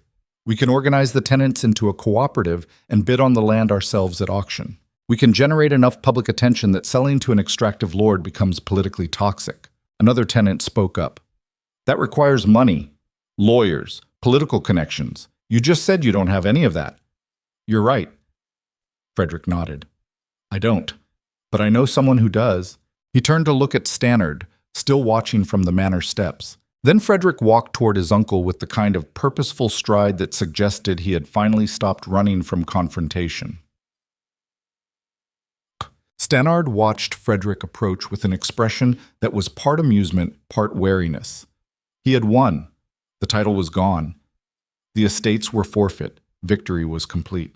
But Frederick was not walking like a defeated man. He was walking like someone who had finally figured out the rules of a game he had been playing wrong his entire life. "Nephew," Stannard said as Frederick stopped in front of him, "have you come to beg?" "No." Frederick's voice was steady. "I've come to make a deal." Stannard raised an eyebrow. "You have nothing to deal with. That's where you're wrong." Frederick stepped closer. "I have information about your role in orchestrating the committee hearing, about the witnesses you bribed, about the political pressure you applied to ensure the outcome you wanted." Stannard's expression did not change, but something flickered in his eyes. "Careful. Frederick, accusations without proof are just slander. I have proof. Thomas Graves is willing to testify about the threats you made. Lady Hartwell's correspondence with your agents is detailed and damning. And the financial manager you convinced to lie kept copies of every payment you made to secure his cooperation." Frederick had no idea if any of that was true, but he delivered it with the kind of cold certainty he had learned from Stannard himself. Never let uncertainty show in your voice. Stannard studied him for a long moment. Even if you have proof, what difference does it make? The title is already gone. The committee's decision is final. The title doesn't matter anymore. What matters is what happens next. Frederick leaned in. The Crown is auctioning this land. I'm going to bid on it, and I'm going to organize every tenant, every reform advocate, every political moderate who is sick of watching extractive aristocrats bleed this country dry. We're going to turn this auction into a referendum on whether England wants to continue enabling feudal exploitation or start building something better. That's a lovely fantasy. Stannard's voice was cold.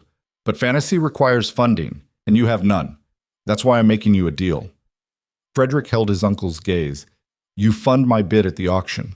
You use your political connections to support the cooperative model. You publicly acknowledge that the reforms I implemented were effective and ethical. Stannard laughed. Why in God's name would I do that? Because if you don't, I release every piece of evidence I have about your manipulation of the committee hearing. I make it public that the Crown's seizure was based on perjured testimony that you engineered. I turn you into the villain of a story that every reformist in Parliament will use to argue for limiting aristocratic power. The laughter died. Stannard's eyes went cold. You would destroy me. Only if you force me to. Frederick's voice was quiet but implacable. I would prefer to work with you, to prove that even someone as committed to traditional power structures as you are can recognize when change is necessary, to demonstrate that reform doesn't have to mean revolution. And if I refuse, then we both lose. Frederick straightened. You lose your reputation, I lose the land, and the tenants lose the security we spent 3 years building. Everyone suffers. Or we can make a different choice. Stannard stared at him, calculation warring with rage in his expression. You've changed. Frederick nodded. I've learned that winning by destruction is just another form of losing. Silence stretched between them. Then Stannard said slowly, What exactly are you proposing? The negotiation took 3 hours. They moved into what had been Frederick's study, surrounded by books and maps, and the accumulated documentation of 3 years of reform. Beatrice joined them, not as observer but as equal partner, and Stannard's initial objection died when he saw the way Frederick looked at her, not with need, but with respect. The deal they constructed was brutal in its simplicity. Stannard would fund a cooperative bid at the Crown auction. He would use his political connections to generate support for the tenant partnership model. He would publicly state that the committee hearing had been based on incomplete information and that Frederick's reforms deserved reconsideration. In exchange, Frederick would bury the evidence of witness tampering. He would not pursue legal action against Stannard, and he would acknowledge that his uncle had acted out of genuine belief that traditional power structures were necessary for social stability. It was compromise. It was messy. It required both men to sacrifice pride for pragmatism, but it was also the only path forward that did not end in mutual destruction. When they finished, Stannard stood and walked to the window. You realize this changes nothing about what I believe, he said quietly. I still think inherited power is necessary. I still think social hierarchy serves essential functions. I still think you threw away something irreplaceable when you chose partnership over authority. I know, Frederick replied, and I still think you're wrong. But I'm no longer interested in proving you're wrong. I'm interested in building something that works whether or not you agree with the philosophy behind it. Stannard turned to look at him. You've become a pragmatist. No.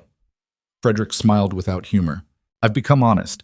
Pragmatism is just what honesty looks like when you stop pretending you have all the answers. Stannard nodded slowly. Then he extended his hand. Frederick took it. And in that moment, shaking hands with the man who had orchestrated his downfall, Frederick understood that victory did not always look like triumph. Sometimes it looked like two enemies recognizing that survival required setting aside the battle neither could win. The Crown auction was scheduled for 3 weeks later. Frederick spent those weeks moving through a world that no longer recognized him. Without the title, doors that had always opened remained closed. Invitations dried up. Political allies became politely distant. Society, which had once courted his favor, now avoided him as though failure were contagious. But the tenants rallied. Thomas Graves organized meetings in barns and town halls. Women who had never been allowed to speak in public stood up and testified about what the reforms had meant for their families. Younger tenants, who had grown up under the old system and flourished under the new one, wrote letters to newspapers arguing that Frederick's model proved aristocratic power was obsolete. News spread. Reformist politicians took notice. Articles appeared in London papers questioning why the Crown had seized an estate that was thriving under ethical management. Stannard, true to his word, used his connections to amplify the message. He gave interviews acknowledging that the committee hearing had been hasty. He wrote op-eds suggesting that sustainable tenant partnerships might be more profitable long-term than extraction. It was not enough to restore Frederick's title, but it was enough to make the auction politically complicated. And political complication, Frederick had learned, was its own form of leverage. The morning of the auction, Frederick woke before dawn in the small cottage he and Beatrice had rented at the edge of the estate. It was nothing like the manor he had grown up in. 2 rooms, simple furnishings, no servants. But it felt more like home than Thornberry House ever had. Beatrice was already awake, reviewing financial projections at the small table by the window. "Can we win?" Frederick asked. She looked up. "Depends on what you mean by win. Can we outbid whoever the Crown expects to buy this land?" Beatrice set down her pen. "With Stannard's funding and the cooperative contributions, we have enough to be competitive. But we're not bidding against just anyone. We're bidding against the entire system that believes land should belong to titled aristocrats, not the people who work it." Frederick came to sit beside her. "Then we make the system uncomfortable with that belief." "How?" "By making sure everyone at that auction knows this is not just about one estate. It's about whether England continues enabling feudal extraction or starts building economic models based on partnership." Beatrice smiled. "You've become a revolutionary." "No." Frederick took her hand. "I've just finally figured out that the only battles worth fighting are the ones where losing would mean betraying who you actually are." The auction was held in a grand hall in London, attended by aristocrats and speculators and Crown officials who looked deeply uncomfortable with the public attention surrounding the sale. Frederick entered with Beatrice on one side and Thomas Graves on the other.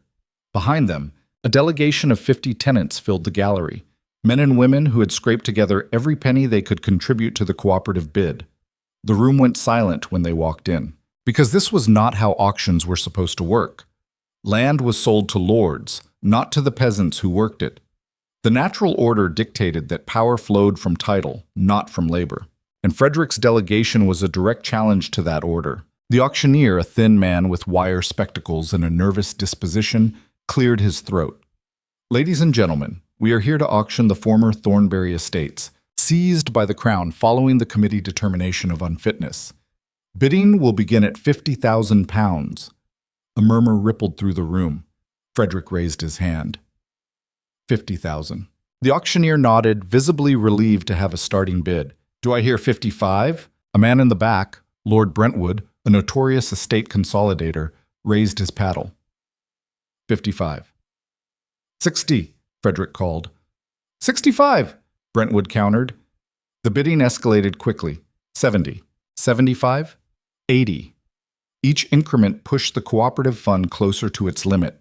At 90,000, Beatrice leaned close. "We can go to 95. After that, we're done." Frederick nodded.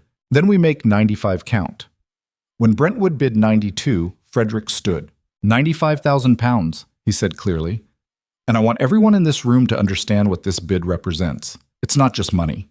It's a commitment from every tenant on that land to build a sustainable economic model based on partnership instead of extraction. It's proof that people who work the land are capable of stewarding it responsibly.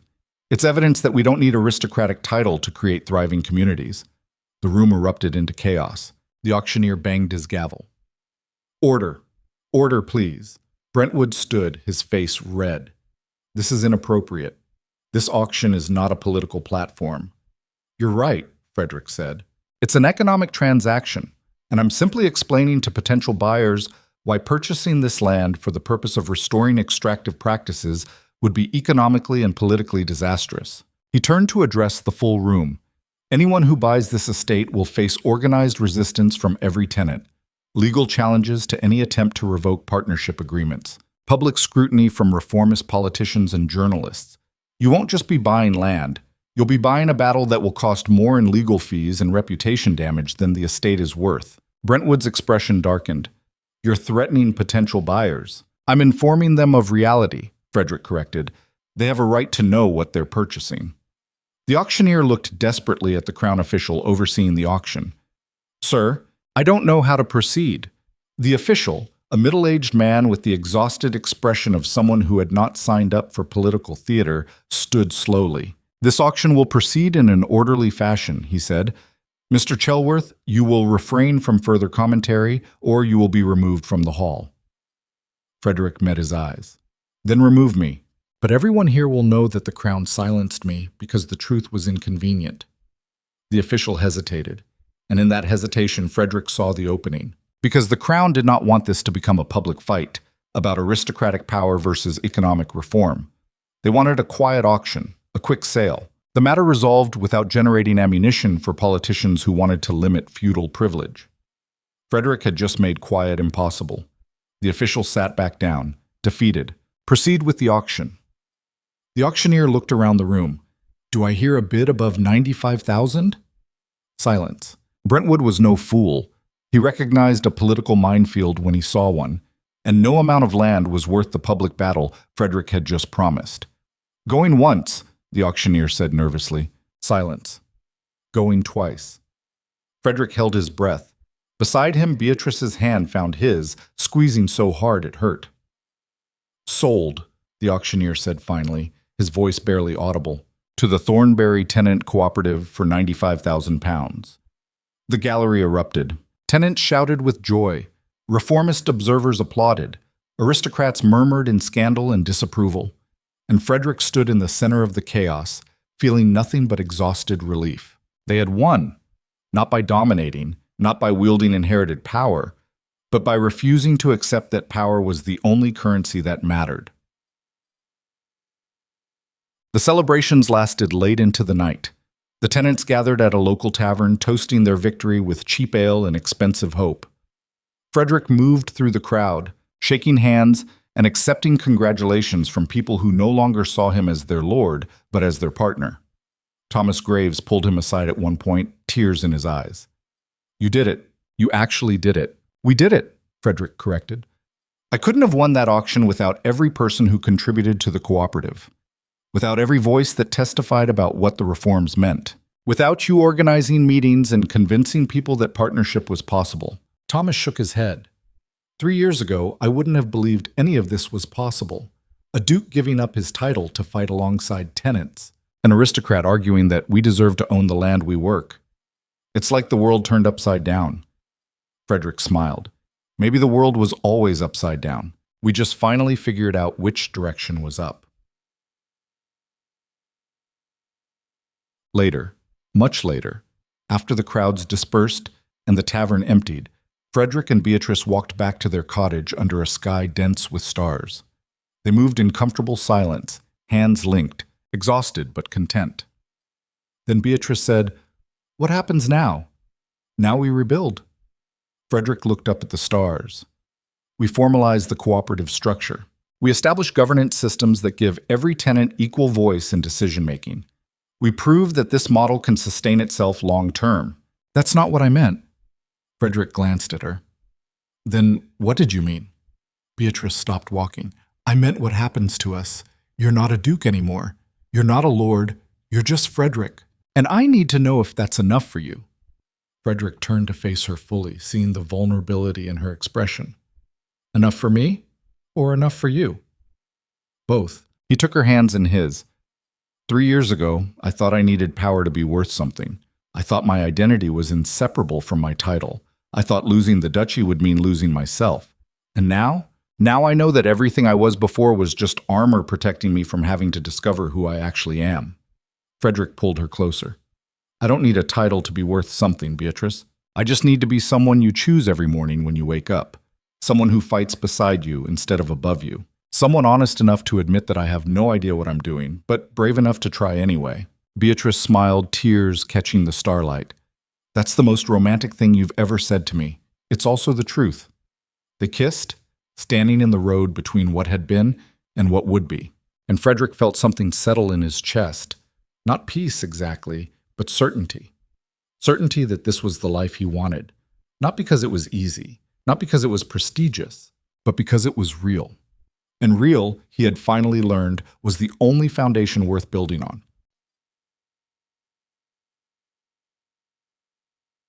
The weeks after the auction brought new challenges. The cooperative structure required constant negotiation. Tenants who had spent their lives taking orders struggled to make decisions collectively.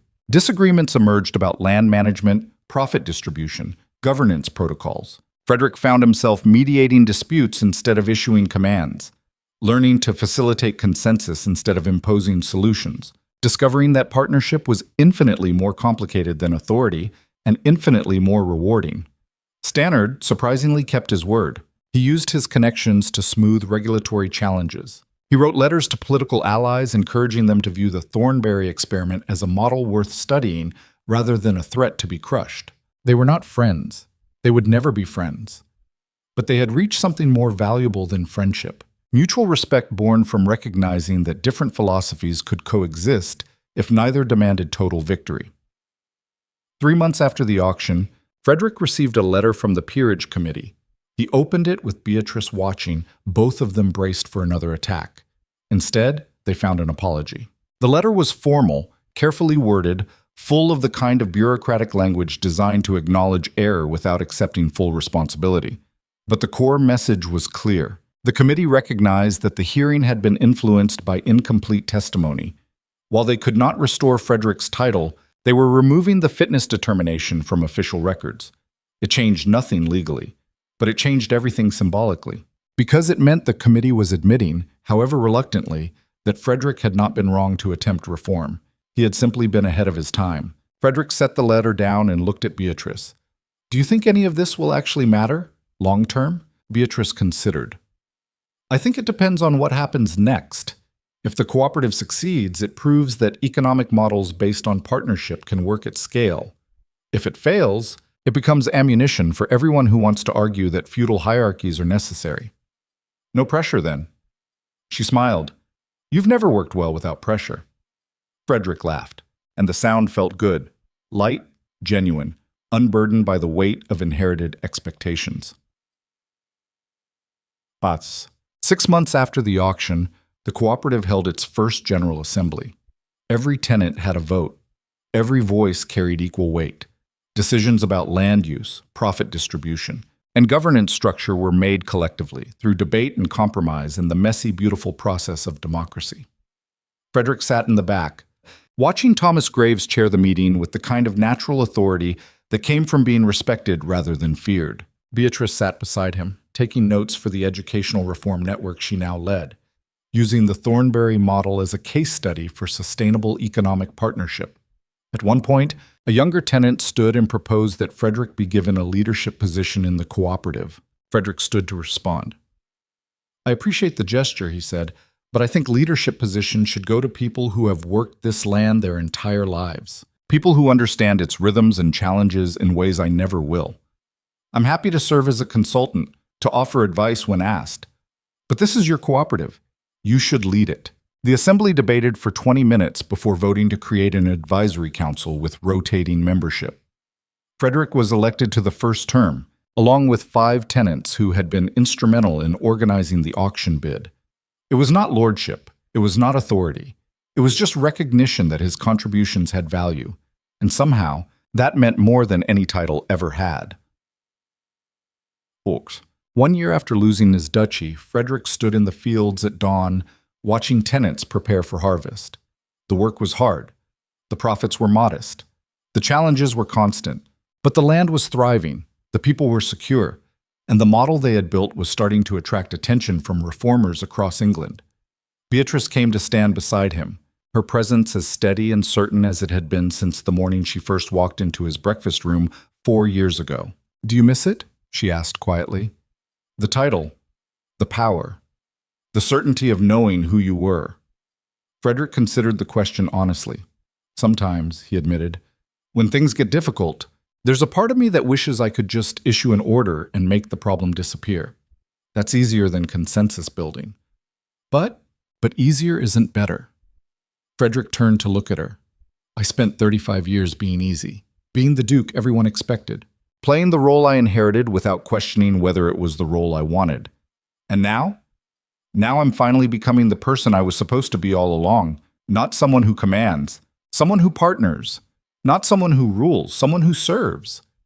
Beatrice leaned into him. I'm proud of you. Even though I lost everything? Especially because you lost everything. She looked up at him. Because you proved that everything you thought defined you was just decoration. And what remained when it was stripped away was someone worth knowing. Frederick kissed her forehead, gratitude and love and bone-deep exhaustion mixing into something that felt like peace. Then Thomas Graves called from the field, asking for help with a mechanical problem on the harvesting equipment. Frederick squeezed Beatrice's hand once, then walked down to join the work. Not as a lord condescending to help his lessers, just as a man who had finally learned that strength was not about standing above people. It was about standing beside them and choosing every single day to be someone worthy of the partnership he had been given. The letter arrived 3 days before the harvest festival, delivered by a crown courier whose expression suggested he did not want to be there. Frederick opened it standing in the field, his hands still dirty from morning work, and felt the ground shift beneath him as he read. Lord Brentwood, the man who had tried to buy the estate at auction, had filed a legal challenge claiming the cooperative sale was invalid because tenant collectives lacked legal standing to own hereditary land. He had secured backing from a coalition of aristocrats who viewed the Thornberry model as an existential threat to the entire system of inherited power, and he had convinced a high court judge to grant an emergency hearing in 2 weeks. If Brentwood won, the Crown would seize the land again and conduct a new auction, one where only titled lords could bid. Everything they had built would vanish. The tenants would be scattered. The partnerships would dissolve. And Frederick would finally learn whether the choice he made to abandon power had been courage or the greatest mistake of his life. Beatrice was walking toward him from the cottage, and Frederick knew that in moments he would have to tell her that the battle they thought they had won was just beginning. That Stannard's support would mean nothing against a coalition of lords who saw reform as revolution. That they were about to face an enemy who had learned from Frederick's tactics and was prepared to destroy them using the very system Frederick had once commanded. The harvest festival was 3 days away, a celebration of everything they had accomplished. But standing in the field with the letter crumpling in his fist, Frederick understood with brutal clarity that celebration would have to wait, because the war for the future of this land was about to begin. And this time, losing would mean more than personal failure. It would mean proving that power always wins in the end. Frederick stood in the field with the letter crumpling in his fist, watching Beatrice walk toward him from the cottage. The morning sun cut across her face at an angle that made her look both fragile and unbreakable, and he understood in that moment why people spent lifetimes trying to capture light on canvas. Because light revealed truth, and truth was the only thing worth preserving when everything else burned. She stopped a few feet away, reading his expression before reading the letter. How bad? Bad enough that we might lose everything we fought for. Frederick handed her the paper, watching her eyes move across the words with the same analytical precision she had once used to review his political correspondence. Brentwood filed a legal challenge. He's arguing that tenant cooperatives lack standing to own hereditary land. Beatrice looked up. When is the hearing? 2 weeks. She folded the letter carefully, as though the act of maintaining composure could somehow contain the chaos threatening to break loose. Can we win? Frederick took a breath, tasting dirt and sweat and the particular bitterness that comes from realizing that survival requires constant vigilance. I don't know. The law is on his side. Hereditary land ownership has precedent going back 500 years. We're arguing for something that doesn't exist in legal code yet. Then we create the precedent. Against a coalition of lords who see us as existential threat? Against judges who owe their positions to the same aristocratic system we're trying to reform? Frederick heard his voice rising and forced it down. This isn't like the auction, Beatrice. We can't shame them into backing off. They've learned from our tactics. They're prepared, so we adapt. To what? Frederick felt frustration coil in his chest, hot and familiar. We have 2 weeks and no legal standing. We have cooperative structure that exists in practice but not in law. We have goodwill and moral authority and absolutely zero leverage in a courtroom designed to protect exactly the kind of power we're fighting against. Beatrice stepped closer, her voice steady in a way that cut through his panic like an anchor through storm water. Then we don't fight in their courtroom. We fight in the court of public opinion. We make this case so visible, so politically charged, that ruling against us becomes more expensive than ruling for us. Frederick stared at her. You want to turn a legal hearing into a political circus. I want to make sure that when they try to destroy us, everyone in England is watching. They called an emergency meeting that afternoon in the largest barn on the property. Every tenant who could walk showed up, along with journalists who had been covering the cooperative experiment and reformist politicians who smelled an opportunity to make aristocratic overreach a campaign issue. Frederick stood at the front with Beatrice beside him and Thomas Graves on his other side, looking at faces that ranged from determined to terrified, and understood that what he said in the next 5 minutes would determine whether this community survived or scattered. 2 weeks ago, he began, his voice carrying across the crowded space, we celebrated winning the auction. We thought the battle was over. We were wrong. Murmurs rippled through the crowd. Frederick continued, Lord Brentwood has filed a legal challenge arguing that our cooperative lacks standing to own this land. He's backed by a coalition of aristocrats who view what we've built here as a threat to the entire system of inherited power. And he's convinced a high court judge to grant an emergency hearing in 2 weeks. A woman in the back called out, What does that mean for us? It means if Brentwood wins, the crown seizes the land again and conducts a new auction where only titled lords can bid. It means everything we've built dissolves. It means you scatter to find work under lords who will treat you exactly the way lords have always treated tenants. Silence fell, heavy and suffocating.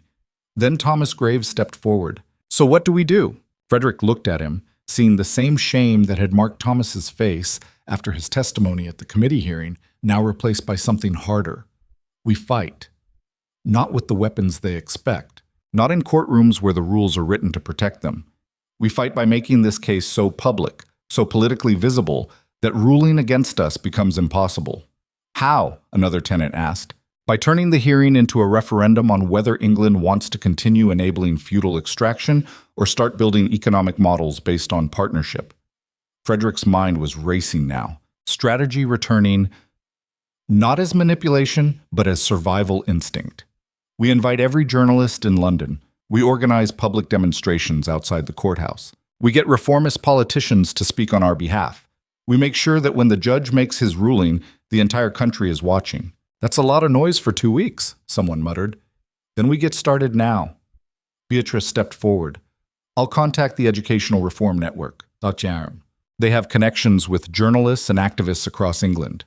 Thomas, you organize tenant testimony, personal stories about what the cooperative has meant for your families. Frederick, you work with Stannard to leverage whatever political connections he still has. Stannard might not help this time, Frederick said quietly. He committed to supporting the cooperative, not to fighting a legal war against his entire class. Then you convince him. Beatrice held his gaze. Because if we lose this, his reputation as someone willing to support ethical reform dies with us. Frederick rode to Stannard's estate that evening, pushing his horse harder than was wise, driven by urgency that tasted like desperation. His uncle received him in the same study where he had first laid out the terms of the Ashford marriage 2 years ago. The room looked exactly the same, dark wood, heavy furniture, portraits of ancestors who had held power without questioning whether they deserved it. But Frederick felt different, not diminished by the space, but clarified by it. Because he finally understood that this room was not a temple of authority. It was just a collection of expensive objects arranged to intimidate people who believed objects mattered more than principles. You've heard about Brentwood's challenge, Frederick said without preamble. Stannard poured brandy with steady hands. I have. I need your help. No. The refusal was so immediate, so final, that Frederick felt the ground shift beneath him. You committed to supporting the cooperative. I committed to helping you win the auction. Stannard handed him a glass. I used my connections to smooth regulatory challenges. I kept my word. But what you're asking now is different. You're asking me to publicly oppose a coalition of my peers in a legal challenge that questions the fundamental legitimacy of hereditary land ownership. Yes, then you're asking too much. Stannard sat, his expression hard. I've bent as far as I'm willing to bend, Frederick. I've supported your experiment even though I think it's dangerous. I've used my influence to protect you from political backlash, but I will not turn against my own class to defend a legal theory that threatens everything I believe in. Even if it means watching everything I built get destroyed? Even then, Stannard drank. You made your choice. You walked away from the title, from the system, from the machinery of power that could have protected you. And now you're facing the consequences of that choice. That's not my responsibility to fix. Frederick set down the glass untouched. 3 years ago, you told me that power is not optional, that you either learn to wield it or it destroys you. I still believe that. Then let me teach you something I've learned since then. Frederick leaned forward. Power that requires crushing people to maintain itself isn't power. It's just organized violence. And the moment people stop believing it's legitimate, it collapses. What we built at Thornberry proves that a different model is possible. And that terrifies you. Not because it's wrong, but because if it succeeds, everything you've spent your life defending becomes obsolete. Stannard's jaw tightened. You think I'm afraid of your little cooperative? I think you're afraid of what it represents. That authority has to be earned, not inherited. That people are capable of self-governance without aristocratic oversight. That the entire social hierarchy you've built your identity on is unnecessary. Those beliefs are fantasy. Stannard's voice went cold. People need hierarchy. They need someone to make decisions when consensus fails. They need leaders who have the training and breeding to govern responsibly. Your cooperative will collapse the moment you face a crisis that requires swift, decisive action. And when it does, everyone will remember that I warned you. Then you have nothing to lose by supporting us. Frederick stood. If we fail, you get to say I told you so. If we succeed, you get credit for having the vision to support reform. Either way, you win. Stannard studied him for a long moment. You've become quite the strategist. I learned from the best. Frederick held his uncle's gaze. The question is whether you learned anything from watching me try to build something better than what you taught me. Silence stretched between them, weighted with decades of complicated history. Then Stannard said quietly, "What exactly do you need?" The next 2 weeks were a controlled hurricane of activity. Beatrice coordinated with journalists, arranging interviews with tenants who could articulate what the cooperative meant in human terms rather than economic abstractions. Stories appeared in London papers about families who could finally send children to school, about farmers who could invest in equipment instead of just surviving, about communities that had transformed from resentful subordination into genuine partnership.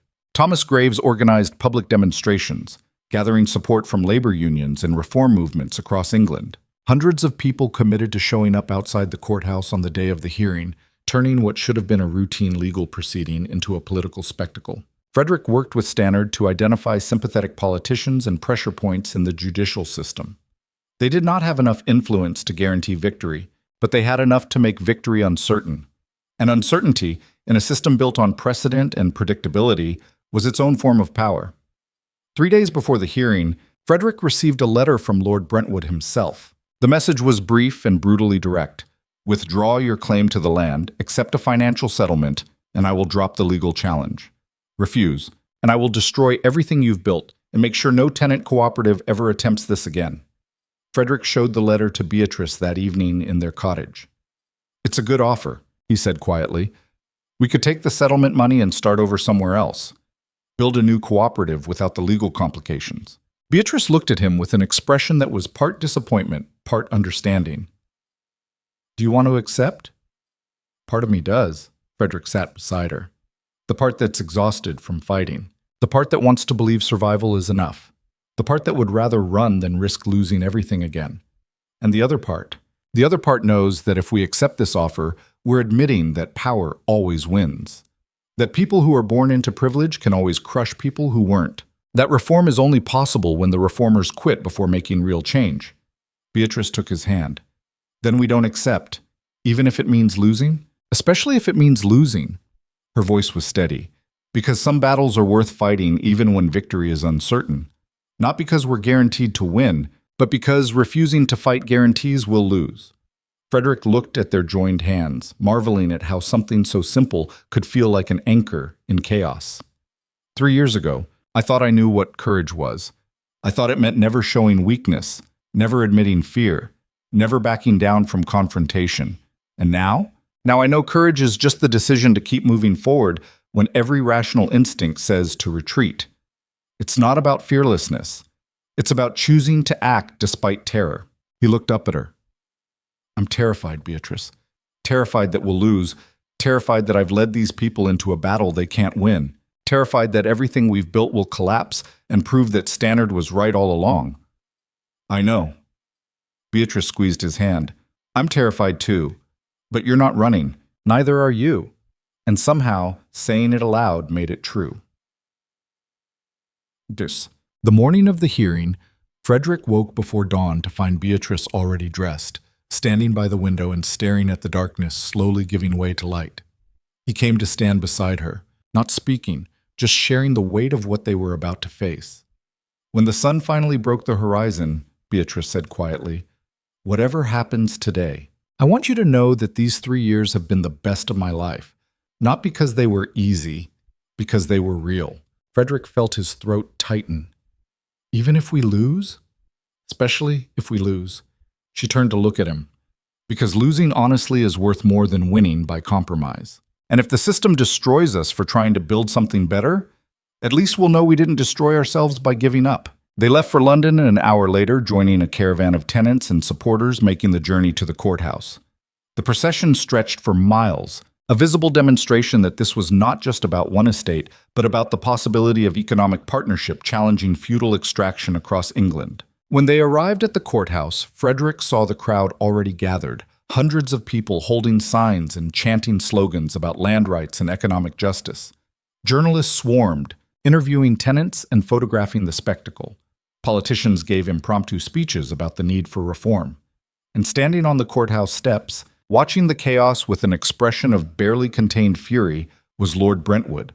Frederick met his eyes across the crowd and saw calculation warring with rage.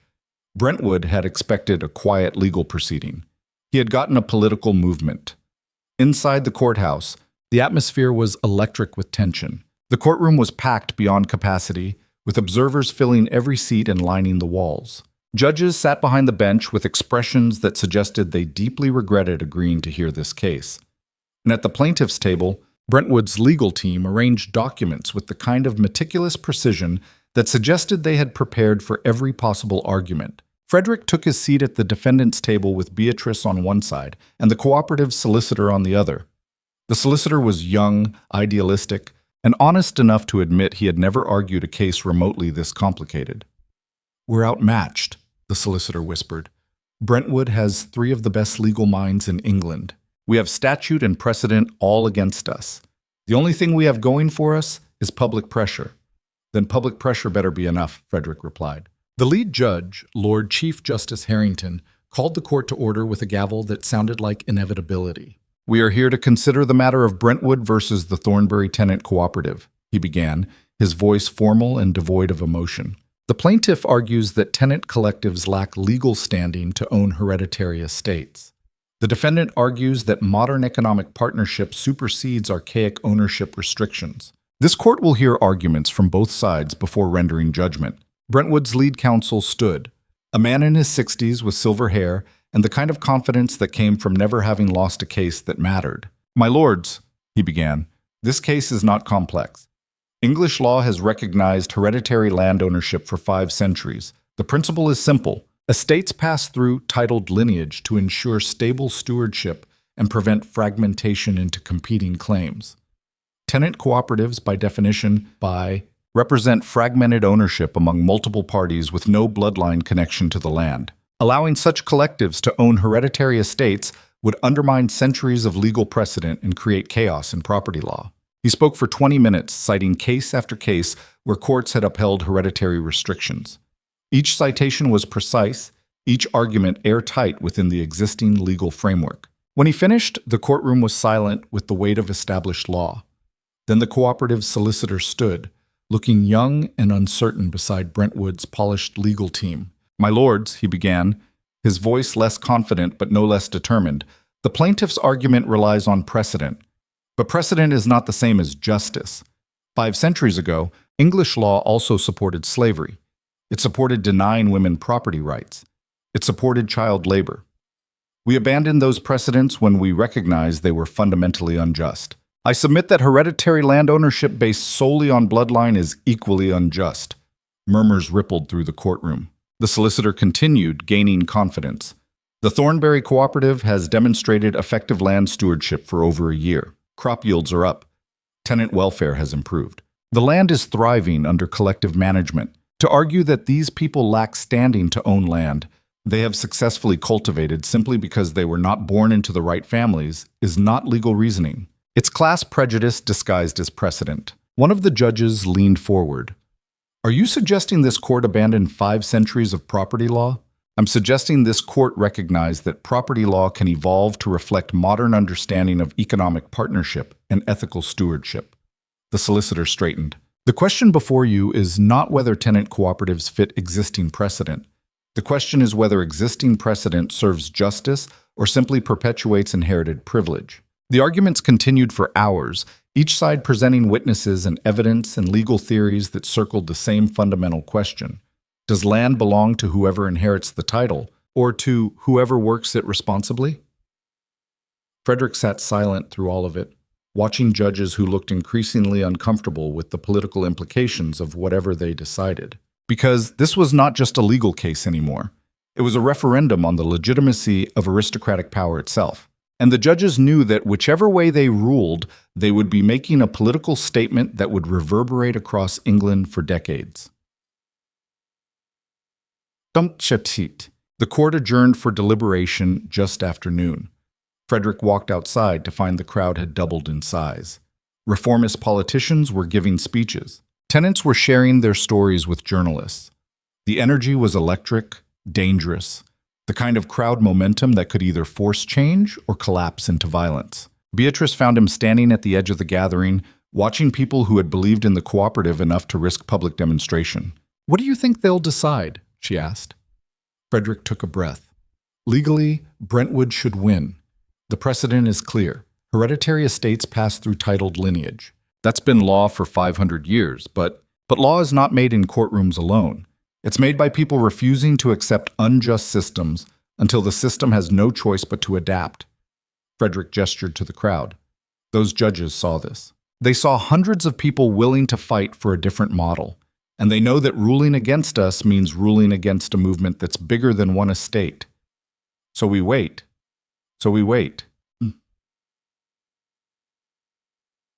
The court reconvened 3 hours later. Frederick took his seat, feeling Beatrice's hand slip into his under the table. Around them, the courtroom had gone silent with anticipation. Lord Chief Justice Harrington cleared his throat, holding a document that represented the collective judgment of the judicial panel.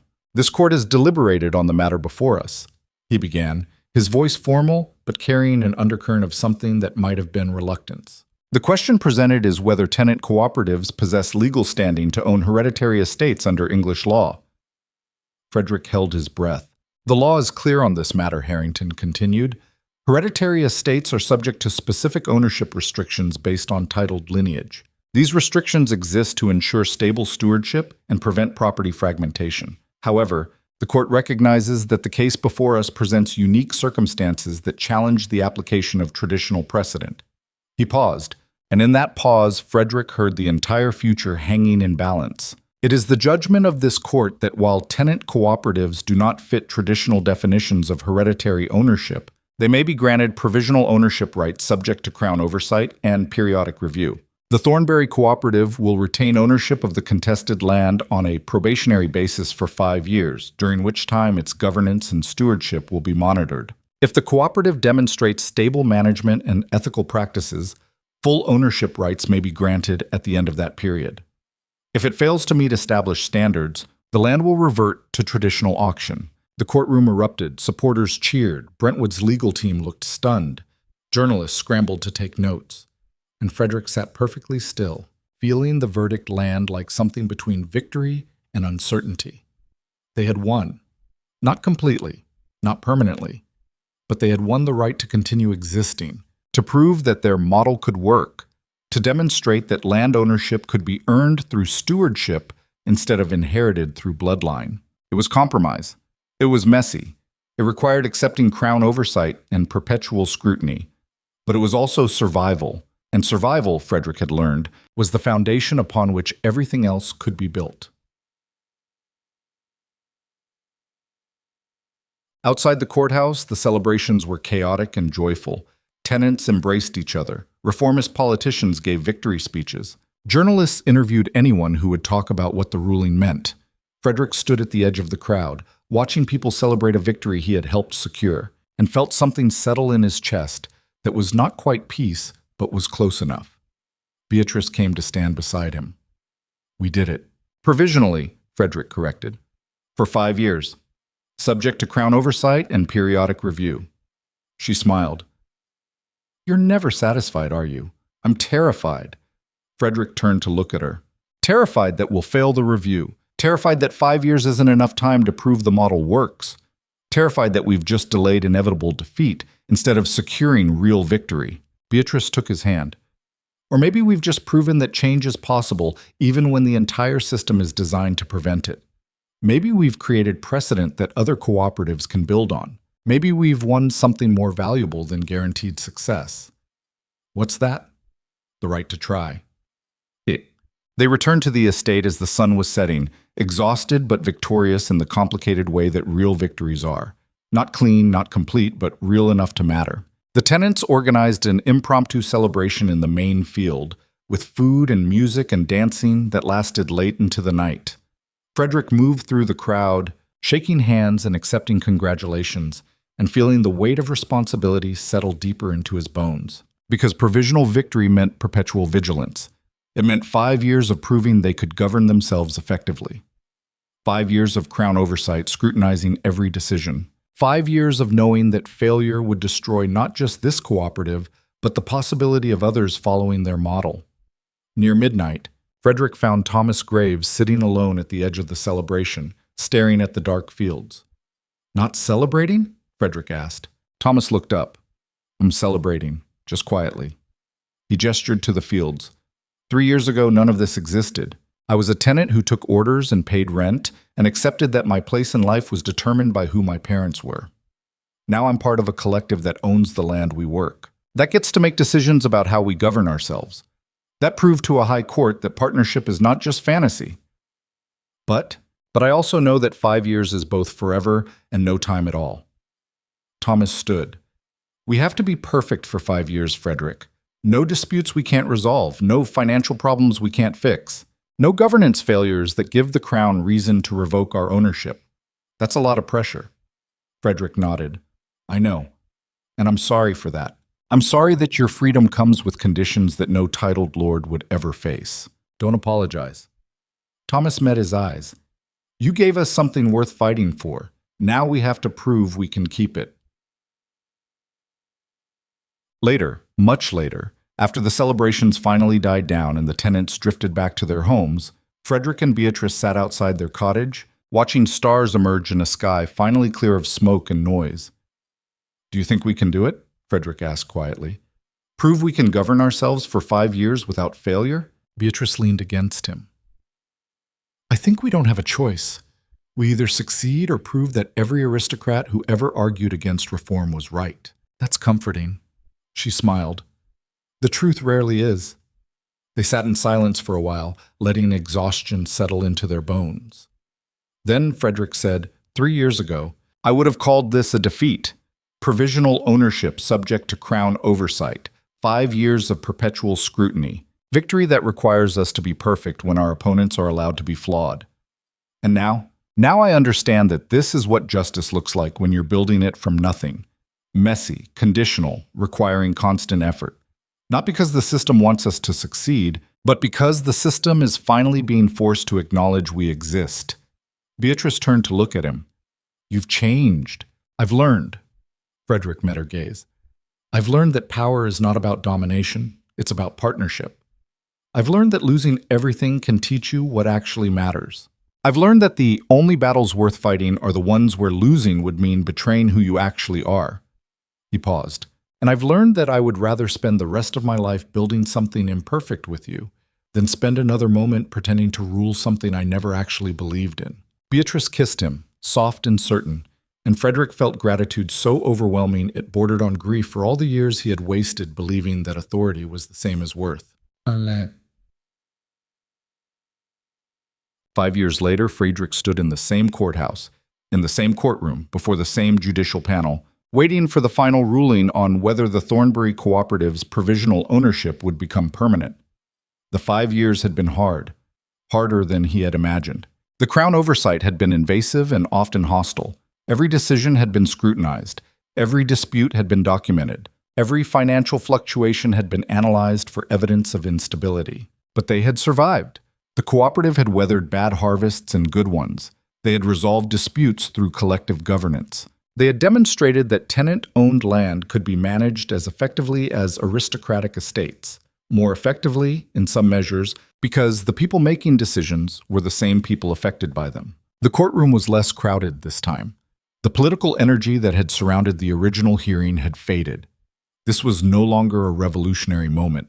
It was just a legal proceeding to determine whether an experiment had succeeded or failed. Lord Chief Justice Harrington, 5 years older and looking more tired, read from the Crown's review document. Over the past 5 years, the Thornberry Cooperative has demonstrated stable governance, sustainable land management, and financial solvency. While there have been disputes and challenges, these have been resolved through internal mechanisms without requiring external intervention. The Crown's oversight has found no evidence of mismanagement or instability that would justify revoking ownership rights. He paused, and Frederick felt Beatrice's hand tighten in his. It is therefore the judgment of this court that the Thornberry Cooperative has met all conditions of its provisional ownership. Full ownership rights are hereby granted in perpetuity, subject only to the same legal obligations that govern all property ownership in England.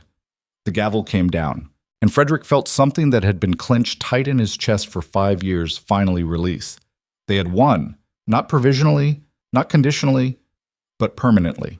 The tenant cooperative owned the land they worked, not because they had inherited it, not because someone with a title had granted them permission, but because they had proven they could steward it responsibly. It was the quietest victory Frederick had ever experienced. No cheering crowds, no political speeches, just a judge reading a legal determination in a half-empty courtroom. But it was also the most meaningful victory, because this was not about spectacle.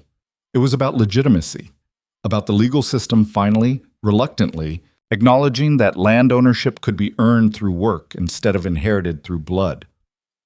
Outside the courthouse, a small group of tenants had gathered to hear the verdict. When Frederick and Beatrice emerged, they erupted in cheers that carried across the square. Thomas Graves pulled Frederick into an embrace that smelled like dirt and sweat and honest labor. "We did it," he said, his voice rough with emotion. "We actually did it." "You did it," Frederick corrected. "I just helped clear the path." Thomas shook his head. "You gave up everything to clear that path. Your title, your inheritance, your entire identity. You stood beside us when you could have stood above us." "Don't diminish that." Frederick felt tears prick his eyes. "I'm not diminishing it. I'm just finally understanding that giving up power was not sacrifice, it was liberation." They returned to the estate that evening, arriving to find the entire cooperative gathered for celebration. But this time the celebration felt different, less chaotic, more settled. Not the frantic joy of people who had narrowly escaped disaster, but the quiet satisfaction of people who had built something lasting. Frederick stood at the edge of the gathering, watching tenants dance and children play, and families who had security for the first time in generations, and felt something like peace. Not because the struggle was over. The cooperative would face new challenges. The Crown would continue scrutinizing them more closely than traditional estates. Other aristocrats would look for ways to undermine their success. But they had proven something that could not be unproven, that partnership was possible, that land could belong to the people who worked it. That inherited power was not the only model for social organization. Beatrice found him as the sun was setting, painting the fields in shades of gold and amber that made everything look like it was glowing from within. "What are you thinking?" she asked. Frederick considered the question. "I'm thinking about how many times I almost gave up. How many moments when retreat would have been easier than resistance. How many times I convinced myself that survival was enough when what we actually needed was transformation. And I'm grateful I didn't give up. Not because we won, but because winning taught me what losing would have cost." He turned to look at her. 3 years ago, I thought power meant never having to choose. Then I lost everything and learned that choice is the only real power. And now, standing here with full ownership secured, I finally understand that power and choice were never the point. Then what was? Partnership. Frederick pulled her close, The ability to stand beside people instead of above them. To build something together instead of commanding something alone. To be chosen every day instead of simply needed. Beatrice leaned into him. You've become quite the philosopher. I've just had a good teacher. They stood together watching the celebration. Two people who had learned that the hardest battles were not fought with weapons, but with the stubborn refusal to accept that unjust systems were inevitable. 10 years after losing his duchy, Frederick woke in the cottage that had become home and found Beatrice already awake, reviewing correspondence at the small table by the window. The scene was so familiar it felt like déjà vu, like the mornings in Thornberry House when she would arrive at 6:45 with annotated letters and tea prepared exactly as he preferred. But everything was different now. The letters she reviewed were from other cooperatives across England seeking advice on governance structures. The tea was something they made together without servants, without the rigid formality that had once defined every interaction. And Frederick was no longer the Duke of Thornberry commanding her presence. He was just Frederick. Partner, consultant, former aristocrat who had learned that identity was not inherited but built through daily choices about who you wanted to become. "Good morning," Beatrice said without looking up, somehow always knowing when he was awake. "Morning." Frederick came to sit beside her. "How many cooperative inquiries today?" 7. She set down her pen. Word is spreading. Every successful harvest we complete, every dispute we resolve collectively, every year we prove the model works. It gives other tenants courage to try. And the aristocrats? Furious, terrified, increasingly desperate to prevent more cooperatives from forming. She smiled. "Which means we're winning." Frederick looked at the letters, each one representing people who wanted to build something better than feudal extraction. "Winning feels different than I expected." "How so?" "Quieter, less dramatic, more like slow erosion than sudden victory." Frederick traced his finger along the edge of the table. "When I imagined changing the world, I pictured grand gestures and political revolutions. But actual change is just people making different choices day after day until different becomes normal. That's not as cinematic." "No, but it's real. And real is the only thing that lasts." Thick. That afternoon, Frederick walked the fields with Thomas Graves, reviewing crop rotation plans and discussing drainage improvements. The work was mundane, technical, devoid of political drama. And Frederick loved it. Because this was what stewardship actually looked like. Not grand pronouncements about ethical governance, but daily attention to soil quality and water management, and the 1,000 small decisions that determined whether land thrived or degraded. "Your son is applying to university," Thomas mentioned as they examined irrigation channels. "He wants to study agricultural science." "That's wonderful. Thanks to you. If the cooperative hadn't succeeded, we would never have been able to afford it." Thomas paused. "He wants to come back here after he graduates. Help us improve farming techniques. Bring new knowledge to the land." Frederick felt pride mixed with something deeper. The recognition that this was legacy more meaningful than any title.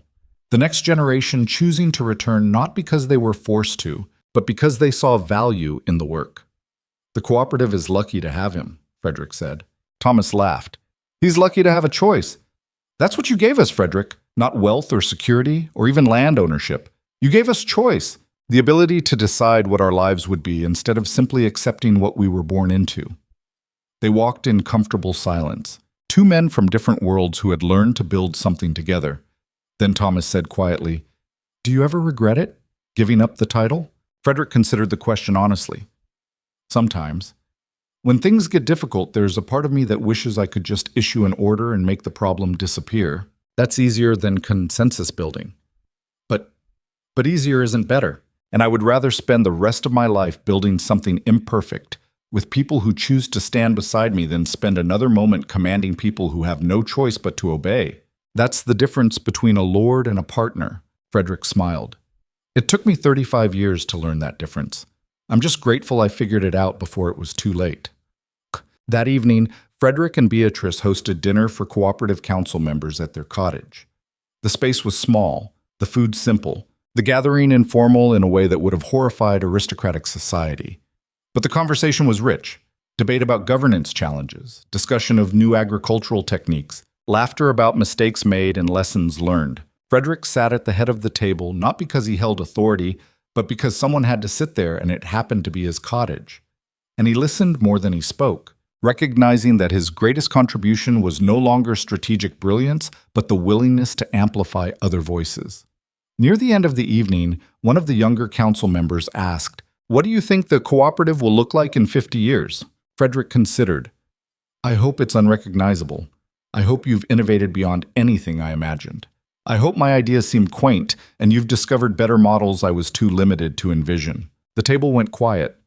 Then the young council member said, "That's not what most founders say. Most founders are more interested in legacy than progress." Frederick smiled. "I'm more interested in proving that progress is possible. If the cooperative outgrows everything I contributed, that's not failure, that's success." Late that night, after everyone had left and the cottage was quiet again, Frederick and Beatrice sat outside under stars that felt impossibly distant and impossibly close. "Do you think we did enough?" Frederick asked quietly. Beatrice looked at him. "Enough for what? To justify the cost? The title I lost. The inheritance my family built over 8 generations. The political future I destroyed. Was building one successful cooperative enough to balance that scale? You're asking the wrong question." Beatrice took his hand. "The question is not whether one cooperative justifies what you lost. The question is whether you became someone worth being. And I think you did. Not because you're perfect, not because you never make mistakes, but because you learned to question yourself, to admit when you were wrong, to choose partnership over power even when power would have been easier." She leaned against him. 3 years ago, you were the Duke of Thornberry, a man defined by inherited authority who mistook control for connection. Now you're Frederick, a man defined by choices he makes every day about who he wants to become. That transformation is worth more than any title. Frederick felt his throat tighten. "I spent so many years being afraid of losing power that I never realized how much power was costing me." What was it costing? Everything real, every genuine connection, every moment of honest vulnerability. Every relationship not built on need or utility or transaction. He paused. "I thought power protected me, but it just isolated me inside armor so thick I forgot what it felt like to be human. And now I remember." Frederick turned to look at her. "And I would trade every moment of power I ever held for one moment of being seen by you without armor." Beatrice kissed him. And in that kiss, Frederick felt everything he had been searching for his entire life. Not dominance or authority or the ability to command. Just connection. Just choice. Just the terrifying, beautiful honesty of being loved, not for what he could provide, but for who he actually was. Passat. 15 years after losing his duchy, Frederick received a letter from the crown. He opened it with Beatrice watching, both of them immediately wary of official correspondence. But this letter was different. It was an invitation. The king wanted to meet with representatives from successful tenant cooperatives to discuss expanding the model across England. He wanted Frederick to advise on legal frameworks and governance structures. He wanted to learn from the Thornberry experiment. Frederick read it twice, disbelief warring with cautious hope. "They're acknowledging us," he said quietly. "Not just tolerating, actively seeking to learn from what we built." Beatrice took the letter, reading it with the same analytical precision she had once used for his political correspondence. "This changes everything. If the Crown is willing to support cooperative expansion, it means the model has moved from radical experiment to viable alternative." Frederick stood and walked to the window, looking at fields that had once been his by birthright and were now communally owned through effort. "Do you think I should go? Do you want to? Part of me does. The part that wants to believe this invitation is genuine, that the Crown actually wants to build something better, instead of just containing a threat. And the other part remembers that I spent my entire life in rooms where power negotiated with power, where the language of reform disguised the mechanics of control, where invitation was just another word for co-option. Beatrice came to stand beside him. "Then you go with clear boundaries. You share what we learned. You advocate for cooperative expansion. But you don't let them turn you into a symbol they can use to legitimize a system that's barely changed." Frederick nodded slowly. "I consult. I don't command. You partner. You don't perform." He turned to look at her. "When did you become so wise about power?" "When I watched you learn to give it up." Frederick went to London 3 weeks later, bringing Thomas Graves and 2 other cooperative council members as equal representatives. The meeting with the king was formal, carefully choreographed, observed by advisors and politicians who looked at the cooperative delegation with expressions ranging from curiosity to hostility. But the king surprised him. He was young, reformist by temperament if not by bold action, and genuinely interested in whether cooperative models could reduce rural unrest without requiring revolutionary change. "Tell me honestly," the king said after preliminary pleasantries, "does your model work because of exceptional circumstances, or because it's genuinely superior to traditional estate management?" Frederick glanced at Thomas, deferring to the man who actually lived the daily reality of cooperative governance. Thomas spoke clearly, without deference. "It works because people who have ownership stake in the land make better decisions about its stewardship. Not because we're smarter than aristocrats. Because our mistakes cost us directly, so we're careful. Our successes benefit us directly, so we're motivated. The model aligns incentives with outcomes in ways that feudal extraction never could." The king nodded slowly. "And the challenges? Governance is harder," Thomas admitted. "Consensus takes longer than command. Disputes are more visible when everyone has voice. But those challenges are features, not bugs. They force us to communicate, to compromise, to actually solve problems, instead of just deferring them to whoever holds authority." The meeting continued for hours, covering legal frameworks and financial structures and the political obstacles to expanding cooperative ownership. When it ended, the king shook Frederick's hand. "You gave up everything to build this," he said quietly. "That takes courage I'm not sure I possess." "You possess different courage," Frederick replied. "The courage to acknowledge when traditional systems are failing, to consider alternatives instead of just defending what exists. That's rare in someone born into power." The king smiled. "We'll see if acknowledgement translates to action." Over the next decade, it did. Slowly, imperfectly, with constant resistance from aristocrats who viewed cooperative expansion as existential threat. But it happened. New legal frameworks emerged allowing tenant cooperatives. Crown oversight became less invasive. Financial mechanisms developed to help cooperatives purchase land at auction. The Thornberry model spread, not universally, not without opposition, but enough to prove it was viable. And Frederick, the man who had once been Duke of Thornberry, became something more valuable than a lord. He became a bridge, someone who understood both aristocratic power and cooperative partnership, who could translate between worlds that spoke different languages, who could advocate for reform without demanding revolution. It was not the legacy he had imagined as a young duke, but it was the legacy he had earned through choices made day after day about who he wanted to become. 20 years after losing his duchy, Frederick stood in the same fields where he had first announced the cooperative bid at auction. The land looked different now, better maintained, more productive, marked by investments that long-term ownership enabled. But more importantly, the people looked different, confident, secure, moving through their work with the kind of purpose that came from knowing they were building something for themselves instead of enriching someone else. Beatrice came to stand beside him, her hair starting to gray, her face marked by years of work that had been hard but meaningful. "What are you thinking?" she asked, the same question she had asked 1,000 times over 2 decades. Frederick smiled. "I'm thinking about the morning you walked into my breakfast room with annotated correspondence and tea prepared exactly as I preferred. How I took your presence for granted. How I mistook necessity for connection. That was a long time ago. 20 years. Frederick turned to look at her. 20 years of learning that love is not about needing someone. It's about choosing them. Every day. Even when choosing is hard. Especially when choosing is hard." He took her hand. "I chose power for 35 years, and it gave me nothing but isolation. Then I chose you, and you gave me everything I had been searching for without realizing I was searching." Beatrice leaned into him. "I chose you too. Every morning, even the mornings when you were insufferable, especially those mornings. Especially those mornings." They stood together watching the land they had helped transform. Two people who had learned that the greatest revolutions were not fought with violence, but with the stubborn refusal to accept that unjust systems were inevitable.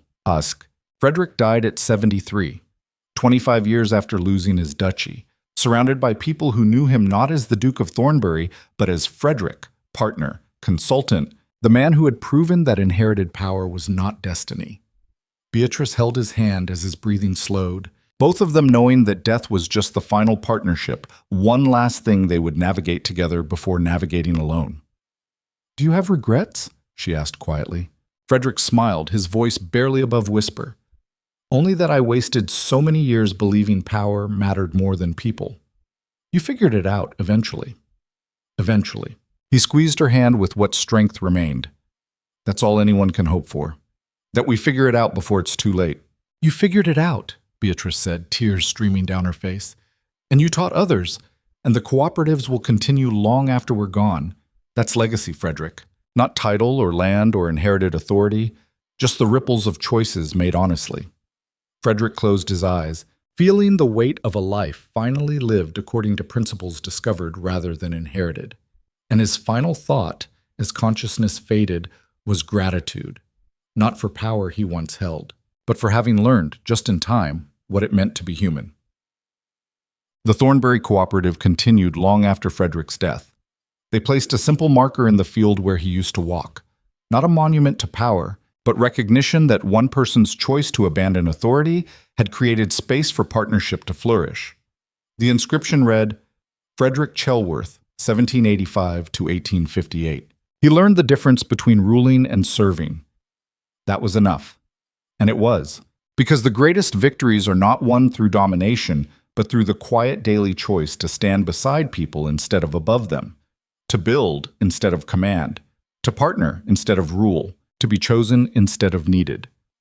Frederick had spent 35 years misunderstanding power, and 25 years discovering that real strength was not about control. It was about having the courage to surrender control and trust that what remained, imperfect, honest, genuinely human, was enough. Not because it was easy, but because it was real. And real in the end was the only thing worth dying for.